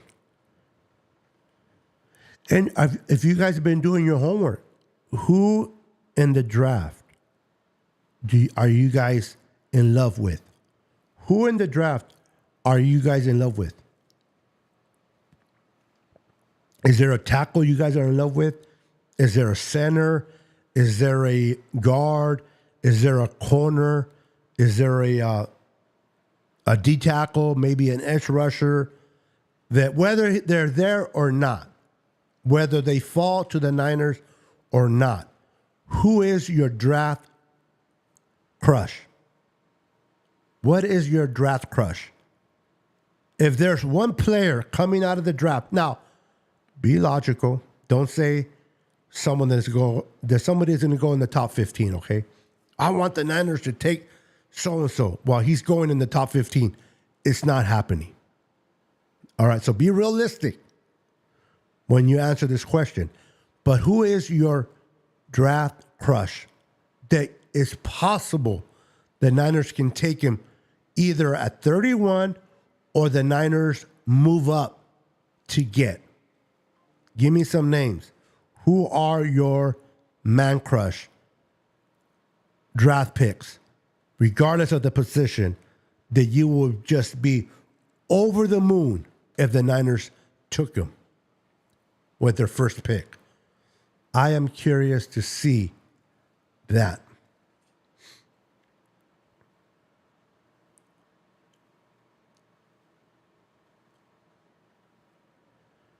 Yeah, I think for what I've seen, I think D'Amico is the one running things there. They love D'Amico. I think it's a little bit situated the way he is in San Francisco. We all know we love John Lynch, but we know the one running the show is Kyle Shanahan. It might be that same structure with you guys in the Texans. Now, with that said, did they hire a GM when they hired D'Amico? Or was the GM already there and that GM hired D'Amico? Because that can change what I just said.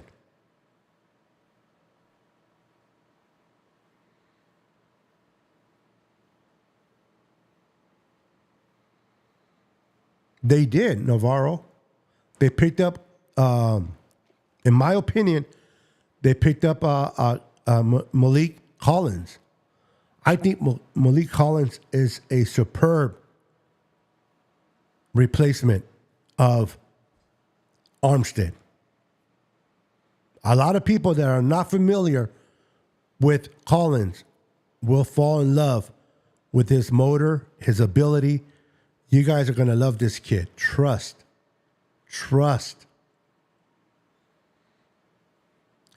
DJ Jones, he would have to be released. He definitely would have to be released because the Niners will not trade for him. They won't trade for him. He would have to be released if that would happen, in my opinion, of course. Big Daddy Niner says if he comes back, yes. Okay. All right. I like that. Okay, Jeff says he's always injured. Why bring him back? Just because we give him less doesn't take away he's going to get injured again. That's a good point. Oh, Mims. There you go. There you go, big Lo the Truth, 81. I like Mims too, out of Georgia. I like Mims. Now, Mims probably will be gone by the time that the Niners pick, But the Niners could trade up and get him. So that's a perfect example of a player that you may covet that is within the range of possibilities for the Niners. Good job there. I like that pick. Kyle Madison. Okay. All right. I'm not familiar with Kyle that much. One thing I'm not going to do, guys, I'm not going to presume to know something that I don't and sit there and, oh, yeah, Kyle Madison. Nah. If I know, if I read, if I studied, I will share my input. If I'm like, I heard of his name, but I don't know too much, I'll just leave it at that. I respect each and every one of you too much to sit here and bullshit with you guys thinking that I know something that I don't. Won't do it? Won't do it. You guys are amazing. 67 of you watching at 11:41 Pacific Standard Time. You guys are awesome. I think I love doing shows later at night than I do during the day. I like doing shows. Now that I have all you guys watching, let me know in the comments if you don't mind. You don't have to if you don't want to, but let me know. Are you watching me on Facebook? Are you watching me on YouTube? And if you are watching me on Facebook, let me know where, because I am at multiple places on Facebook. I'm either on my channel, the Niner Sickness Podcast group, or the Niner Sickness Podcast page. I'm either in the Niners Empire. I'm at my regular name, Niner Beto, and I'm on another one that I can't remember. So let me know where you're watching me from. This way I got to make sure that whenever I go live, I put the link in that particular group so that you guys can continue to watch if you decide to do so. Okay, so we got YouTube. Appreciate that. Appreciate that. Big Daddy Niner says YouTube. Awesome. Awesome. Appreciate that. Appreciate that. YouTube. This, whether you do it now or you do it later, you're watching this on a replay, it'll be nice if you guys don't have to do it, but it just gives me feedback on where you're watching. That way I can continue to make sure I address those platforms going forward. Because if I'm putting my feed in a certain platform and only one of you ever watch from there, then I can probably put my platform somewhere else. So feedback is always nice. So I am fired up, guys. I am truly fired up. I cannot wait to see what the Niners, I'm tired. The Niners do. I cannot wait to see what the Niners do tomorrow, what they do going forward. Who are they going to address a linebacker? Will it be Isaiah Simmons? Will it be Devin White? Will it be someone else? Will they address it in the draft? Will they promote within and have Winters do something, or Graham? All I know is this. The Niners are in a good place. We are in a good place. We have a hell of a head coach. Yes, he's ignorant, and sometimes, yes, he makes some decisions that make you scratch your head. Yes, he can be this or that, but the dude is a special play caller. The dude can dial up plays like the best of them, if not even better. We got an explosive offensive coordinator / head coach. Let's enjoy every game. Let's enjoy every game.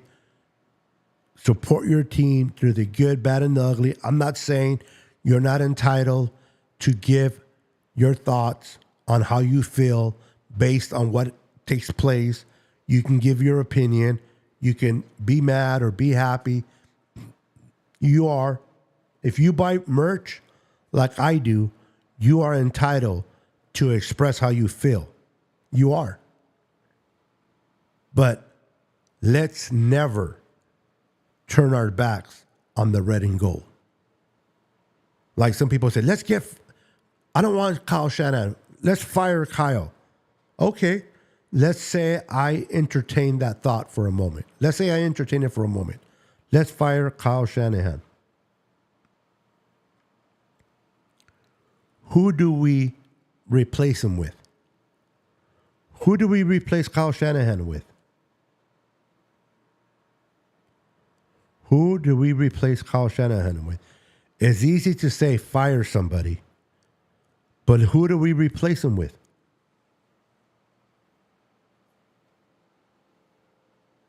If you give me a name that is as good or better, I will entertain it. But if you tell me to go and get someone like what was his name? I forgot his name. He was the offensive coordinator with the Chiefs, and then he went to the Commanders last year. Now he's in college. People were telling me they should go after him and get rid of. Why would you go with an unproven person when you already know what you have in Kyle? Now, if you go out and get Andy Reid, all right. Bill Belichick, I don't think Bill Belichick is better than Kyle right now, to be honest with you. So I won't even take him. The guy over there with the Steelers,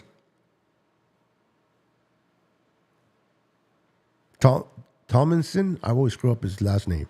Mike Tomlin. I'll take him. But there's very few. Big Daddy, Pete Carroll. I love Pete Carroll. Hated him with the Seahawks because of all those years of whipping our butt with Russell Wilson. So, but listen, I love football. I love my Niners. I have the tattoo of the Niners. I love my team, but I love football. I will give credit where credit is due. Some people automatically don't like Pete Carroll because he was a Seahawks coach. I didn't like him when he was there. I didn't like that he beat our ass a lot of times, but I cannot deny that Pete Carroll is one hell of a coach. But he's up there in age. He's a very stubborn man. He's set in his ways. And I need a younger coach that is always evolving with the football of today. Not a coach that sticks with their philosophy of the 90s or 80s or whatever they face. So, as much as I like Pete Carroll, I wouldn't go with Pete Carroll either. Eric, the enemy. Thank you. Eric, the enemy. People wanted him to come. People like, fire Kyle Shanahan and hire Eric, the enemy. Are you serious? Are you serious? I will never do that. So what happens if you fired Kyle, you brought Eric, the enemy, and we went downward? And Kyle went and got hired somewhere else, and that team was kicking our ass every year.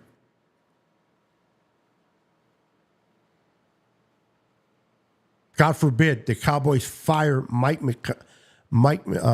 whatever his name is, McCarthy, right in the spot and hire Kyle.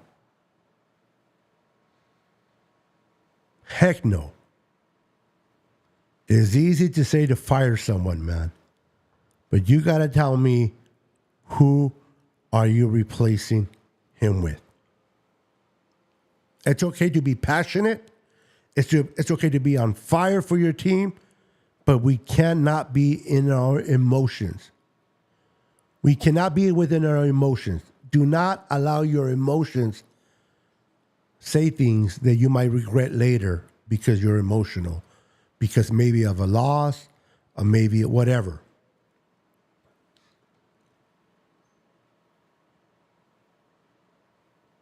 No, No, no, no, no. No, no, no, no. What the hell? Oh my God, no way. No way do I want Hardball back. The Chargers can have him.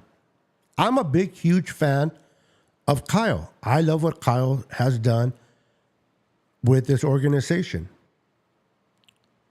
What's up, Tucker? Welcome, brother. Welcome to the show.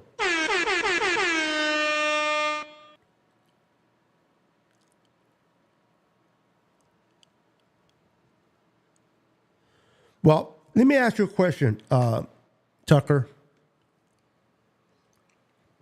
You said 90% of our losses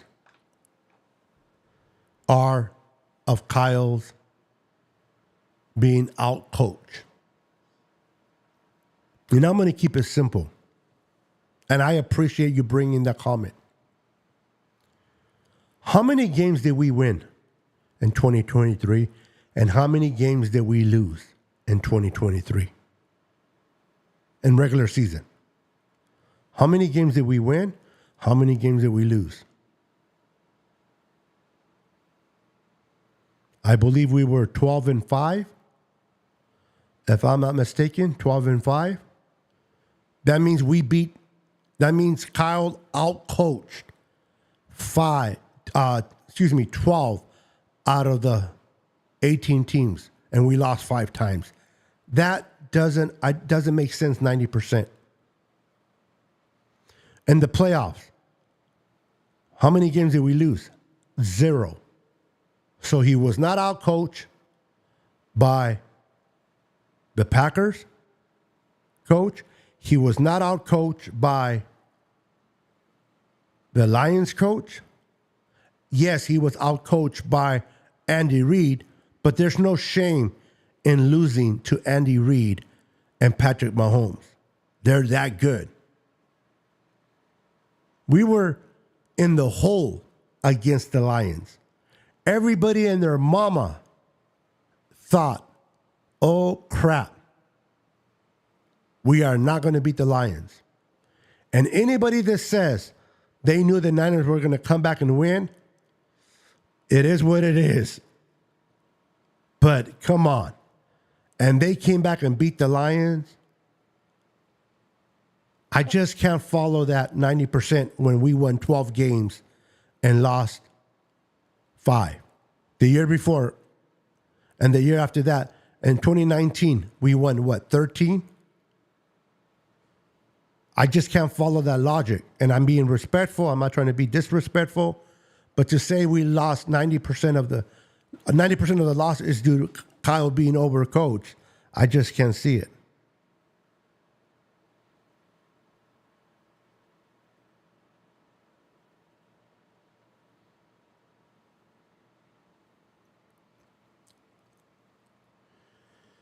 Yeah, bro. No comment. No comment.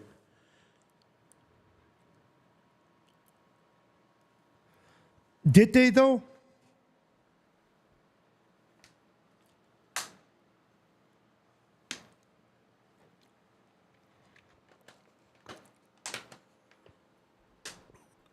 They have good corners.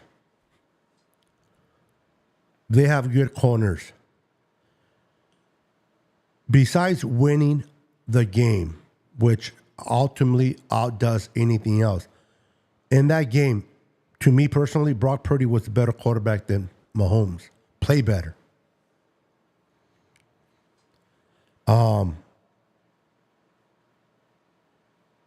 Like I said, man, there's just no shame on losing to the Chiefs with you have Patrick Mahomes, arguably the best quarterback in the NFL and the best coach, and Andy Reid.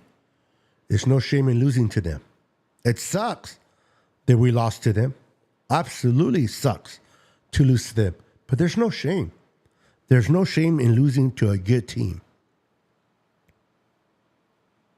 But the Cowboys, the Packers, the Lions, the Vikings, even though we lost to the Vikings in the regulars, they can't talk shit.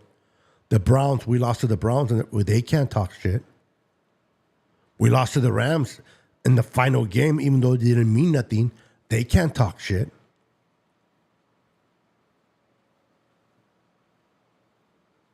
The Niners represented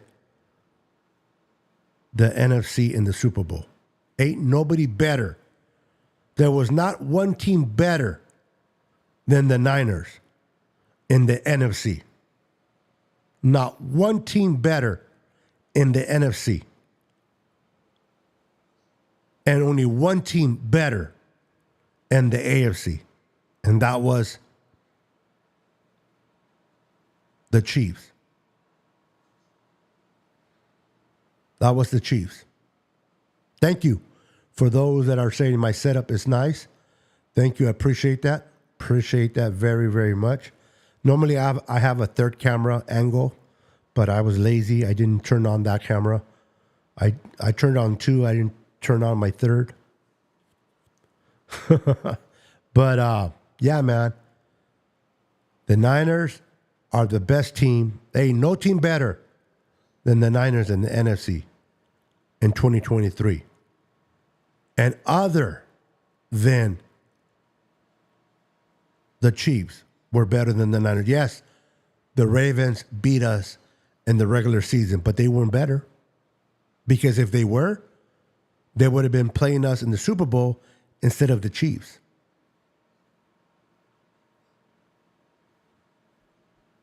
So, and plus, we turned the ball over like I don't know how many times, and they barely beat us.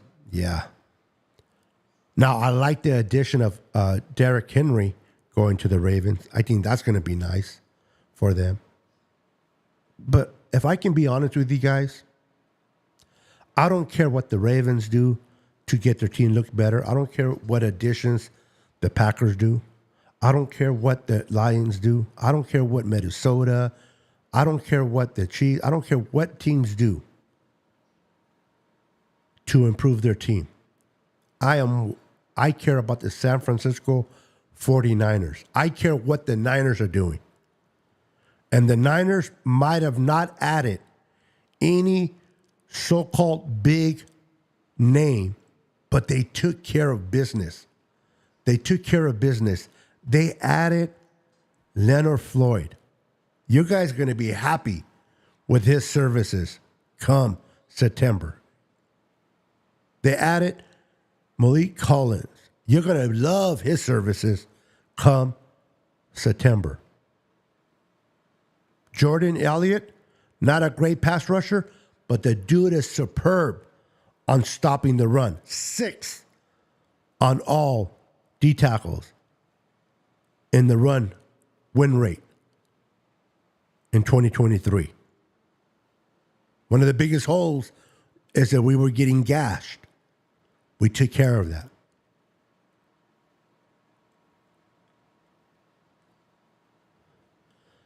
I say this, and I always will repeat myself. It doesn't matter who we play.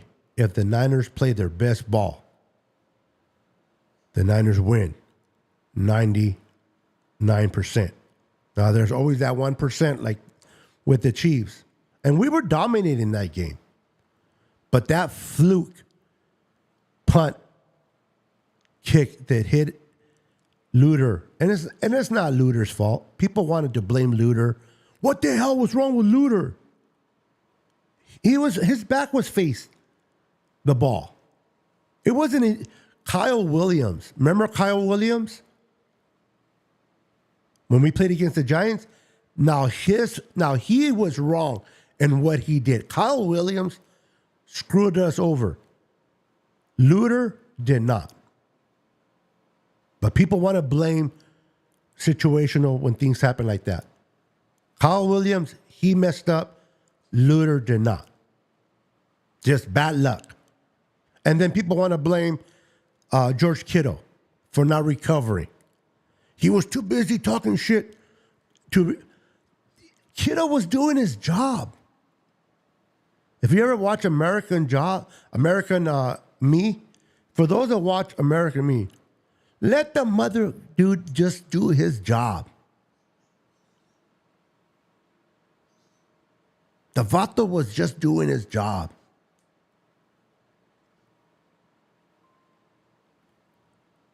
It was just bad luck that it hit him in the legs.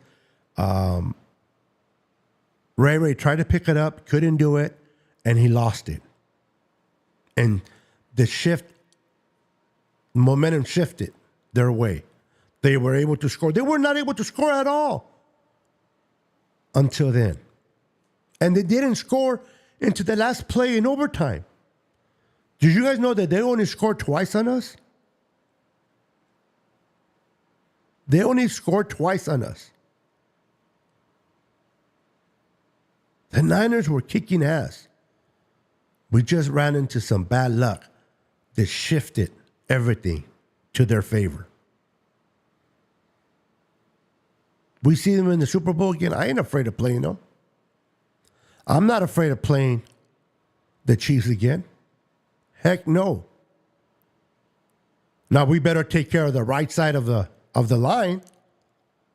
I am more afraid of who we're starting at the right line, at the right side, than who we play. Kyle, stop messing around with the offensive line. Stop messing around with the offensive line.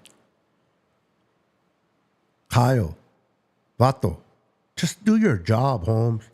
Just do your job. Just do your job.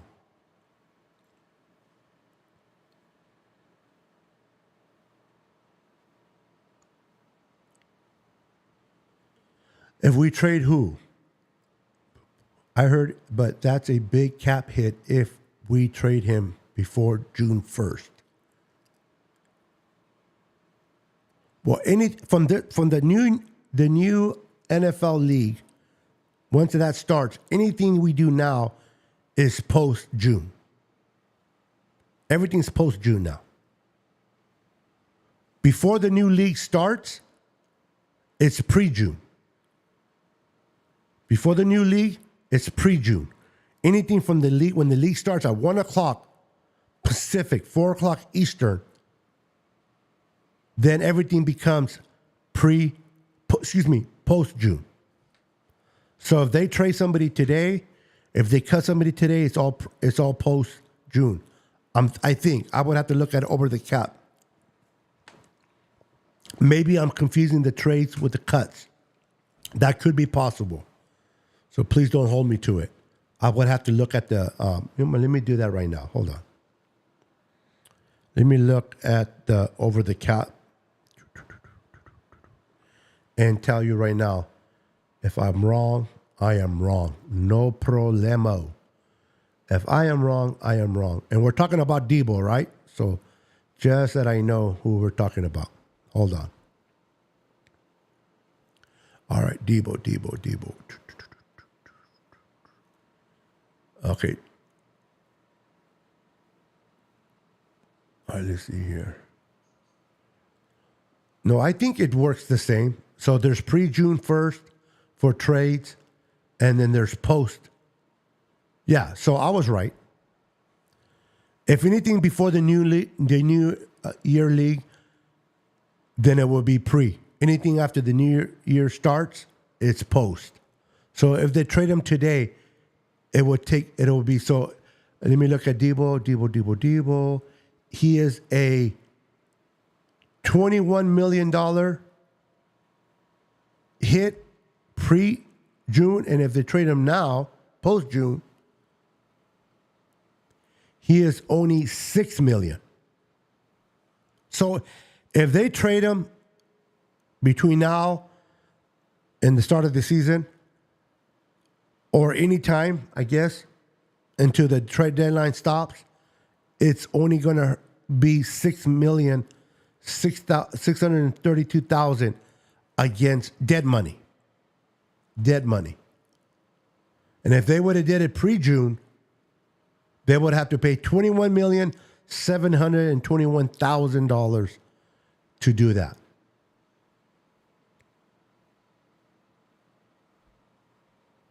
Hopefully that makes sense.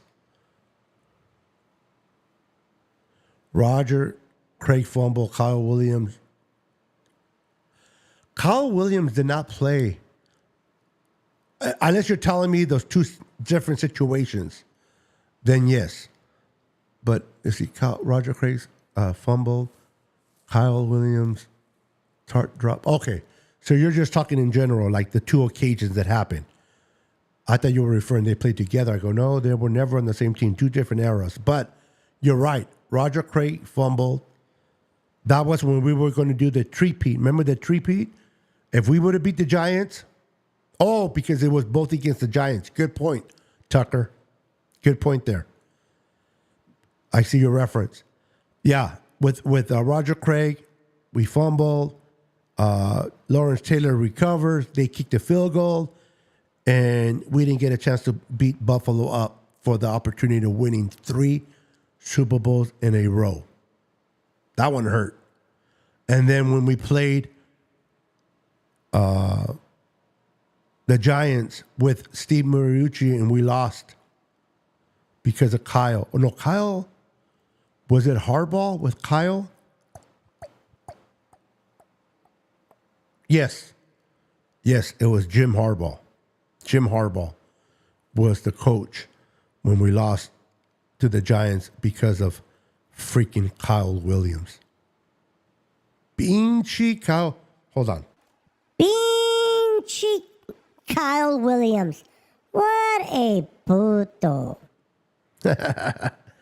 Oh, my goodness. You guys are amazing. It's going to be it's midnight here in California. And there's 70 strong. 70 strong on here. And it's midnight. I love you. You guys are amazing. So I'm excited, guys. I'm really excited about football. I can't wait to see what the Niners do next. Yes, Kendrick, like a little sissy, went between his tail between his legs to Dallas. Let him go. Bunch of sissy lala. We don't need sissy lalas like him on here anyway. The dude backed out. Can you believe that? Can you believe he backed out? What a dude. So, real quick. We picked up Leonard Floyd, right? Am I blurry again? Hold on, guys. All right. So we picked up Leonard Floyd.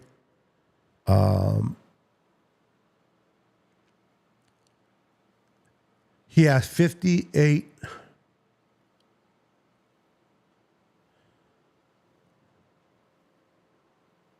He had 10 and a half sacks last year.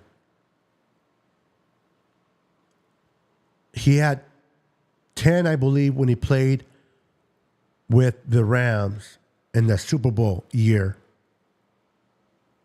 And then he had a couple of 9. That's not bad.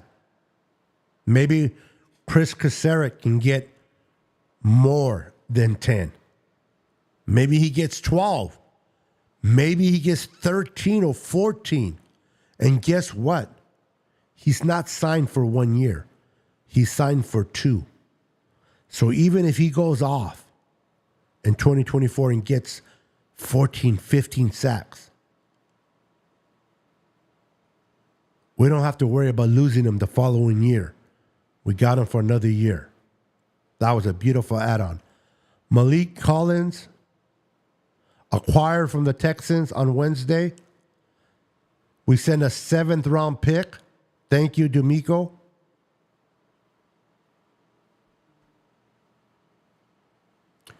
His rusher pass rush win rate is 13.9 in 2023.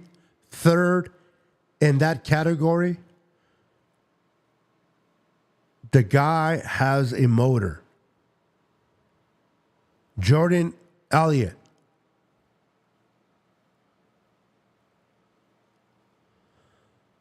One of the things he will provide that Eric Armstead struggled with, durability.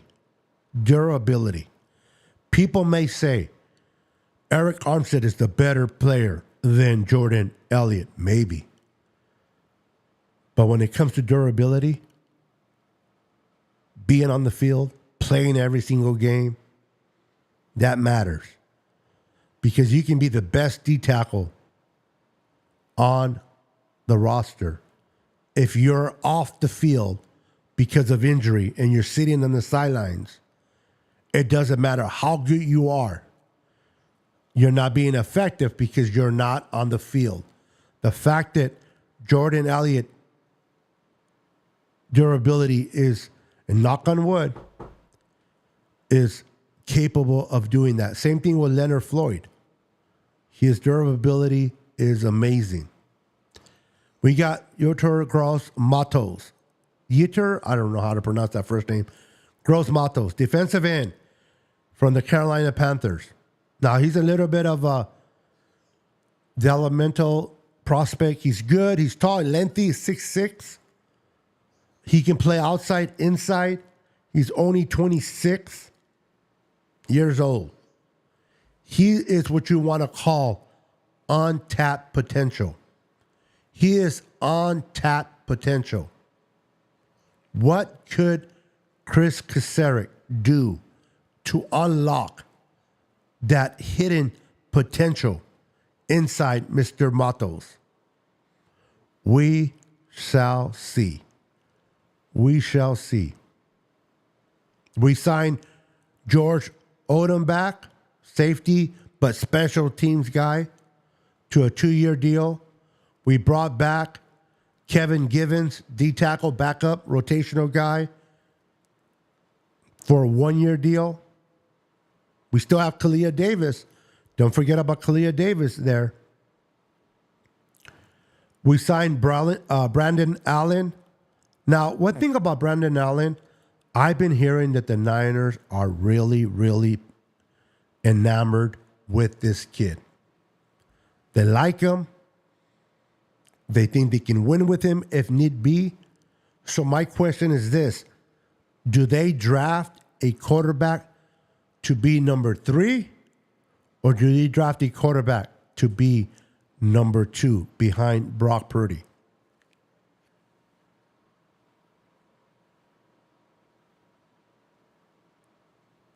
And let me ask you guys a question, okay? It is just a question.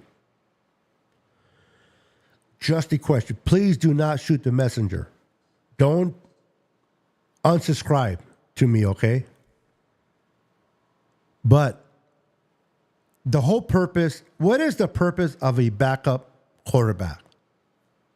Ideally, a backup quarterback should never see the field at all, right? Ideally, your starter plays all games. But if your starting quarterback does get hurt, God forbid they get hurt, and misses, I don't know, let's say worst case scenario, 5 games. Knock on wood, that doesn't happen, but 5 games. If your backup can win at least 3 out of the 5 games for your squad, it will help you to be in contention to make the playoffs. So when your starter does come back, you're ready to rock and roll. To me, that's what a backup should do. So with that said, for a player minimum, don't shoot the messenger. Should the Niners bring back Jimmy Garoppolo for 1 year as a backup?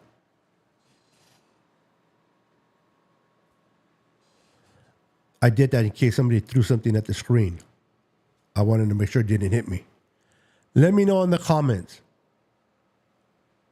Should they bring back Jimmy Garoppolo as a backup to Brock Purdy at league minimum, knowing that he knows the offense, he knows Kyle, and you know he can win games, whether he's popular or not, whether you hate him or you don't. The guy can win games. Not the big one, but games. So if you do lose your starting quarterback for 5 games, you know you can win at least 3. Maybe you win all 5 with Garoppolo. Would he be ideal or simply hell no? I'm curious of your response, whether you tell me now or those that watch in the replay, tell me.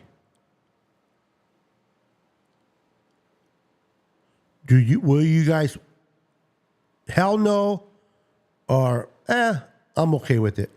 We know who our starter is. We know it's Brock Purdy. That is no longer in question. That is no longer an issue. Now, I'm not saying that he will come back, but I'm curious. Could he be the backup since he already knows the system?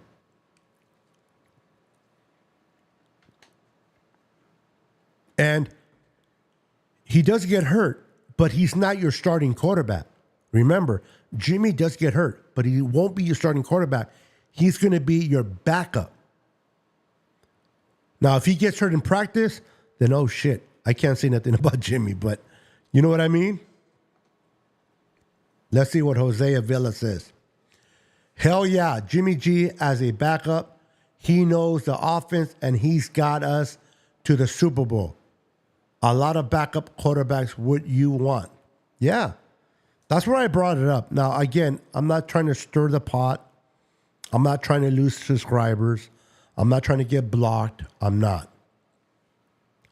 beating the drum for Jimmy. It's just a simple question. Would you guys entertain the idea of bringing someone like Jimmy G? Obviously, Jose Villa feels that, yeah, he will be an asset strictly as a backup. And again, one of the downsides of Jimmy, one of so many, is that he is always hurt. And he can turn the ball over.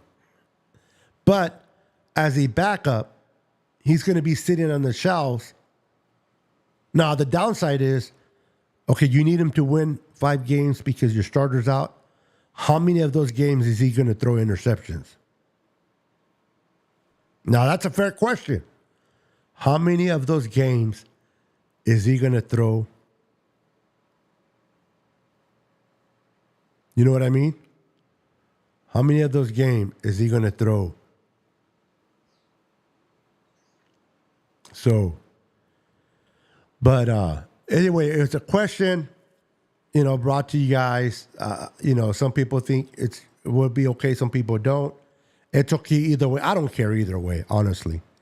I'm not a big Jimmy G fan. If we ride with Allen, I'm good. If we draft a quarterback in the draft, I'm good. I just threw it out there as a possibility. You know what I mean?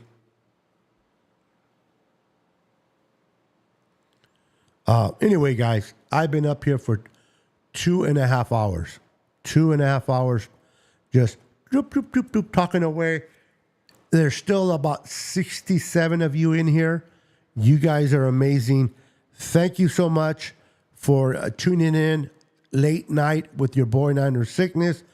You guys are amazing. I appreciate each and every one of you for hanging out with your boy. I'm going to be doing more late night shows for those that stay up late with your boy. I would appreciate each and every one of you to make sure to hit the like button, subscribe if you haven't subscribed already, and share the video with your friends and family. Real quick note, on Friday at 6 p.m. Pacific, me and Jess from East Coast Red and Gold will be going live, talking more 49er football so you can get her perspective on that show. All right, guys, I appreciate each and every one of you. Let me bring this last comment and we'll get out of here.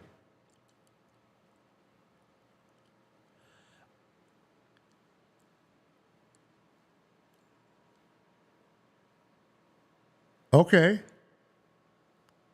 Now, did he get signed, or is he still available? But that's a good prospect. All right, ladies and gentlemen, thank you so much for all you guys watching and hanging out with me. Have a wonderful, wonderful evening. Hold on, guys. Have a wonderful evening. Let me do something real quick.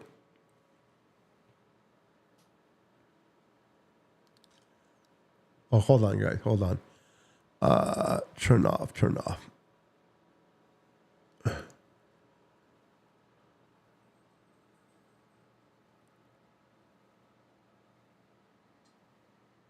All right. You're probably wondering, what the heck am I doing? It'll take too long for me to try to explain. But all right, guys. Thank you for hanging out with me. Thank you for being part of the Niner Sickness podcast. Have a wonderful night. God bless. Continue to remain faithful. We're going to talk 49er football on Friday. I might jump on here tomorrow. Who knows? We'll see you when we do. God bless and good night. And everyone, stay blessed. Peace. 10, 9, 8, 7, 6, 5, 4, 3, 2, 1, 0.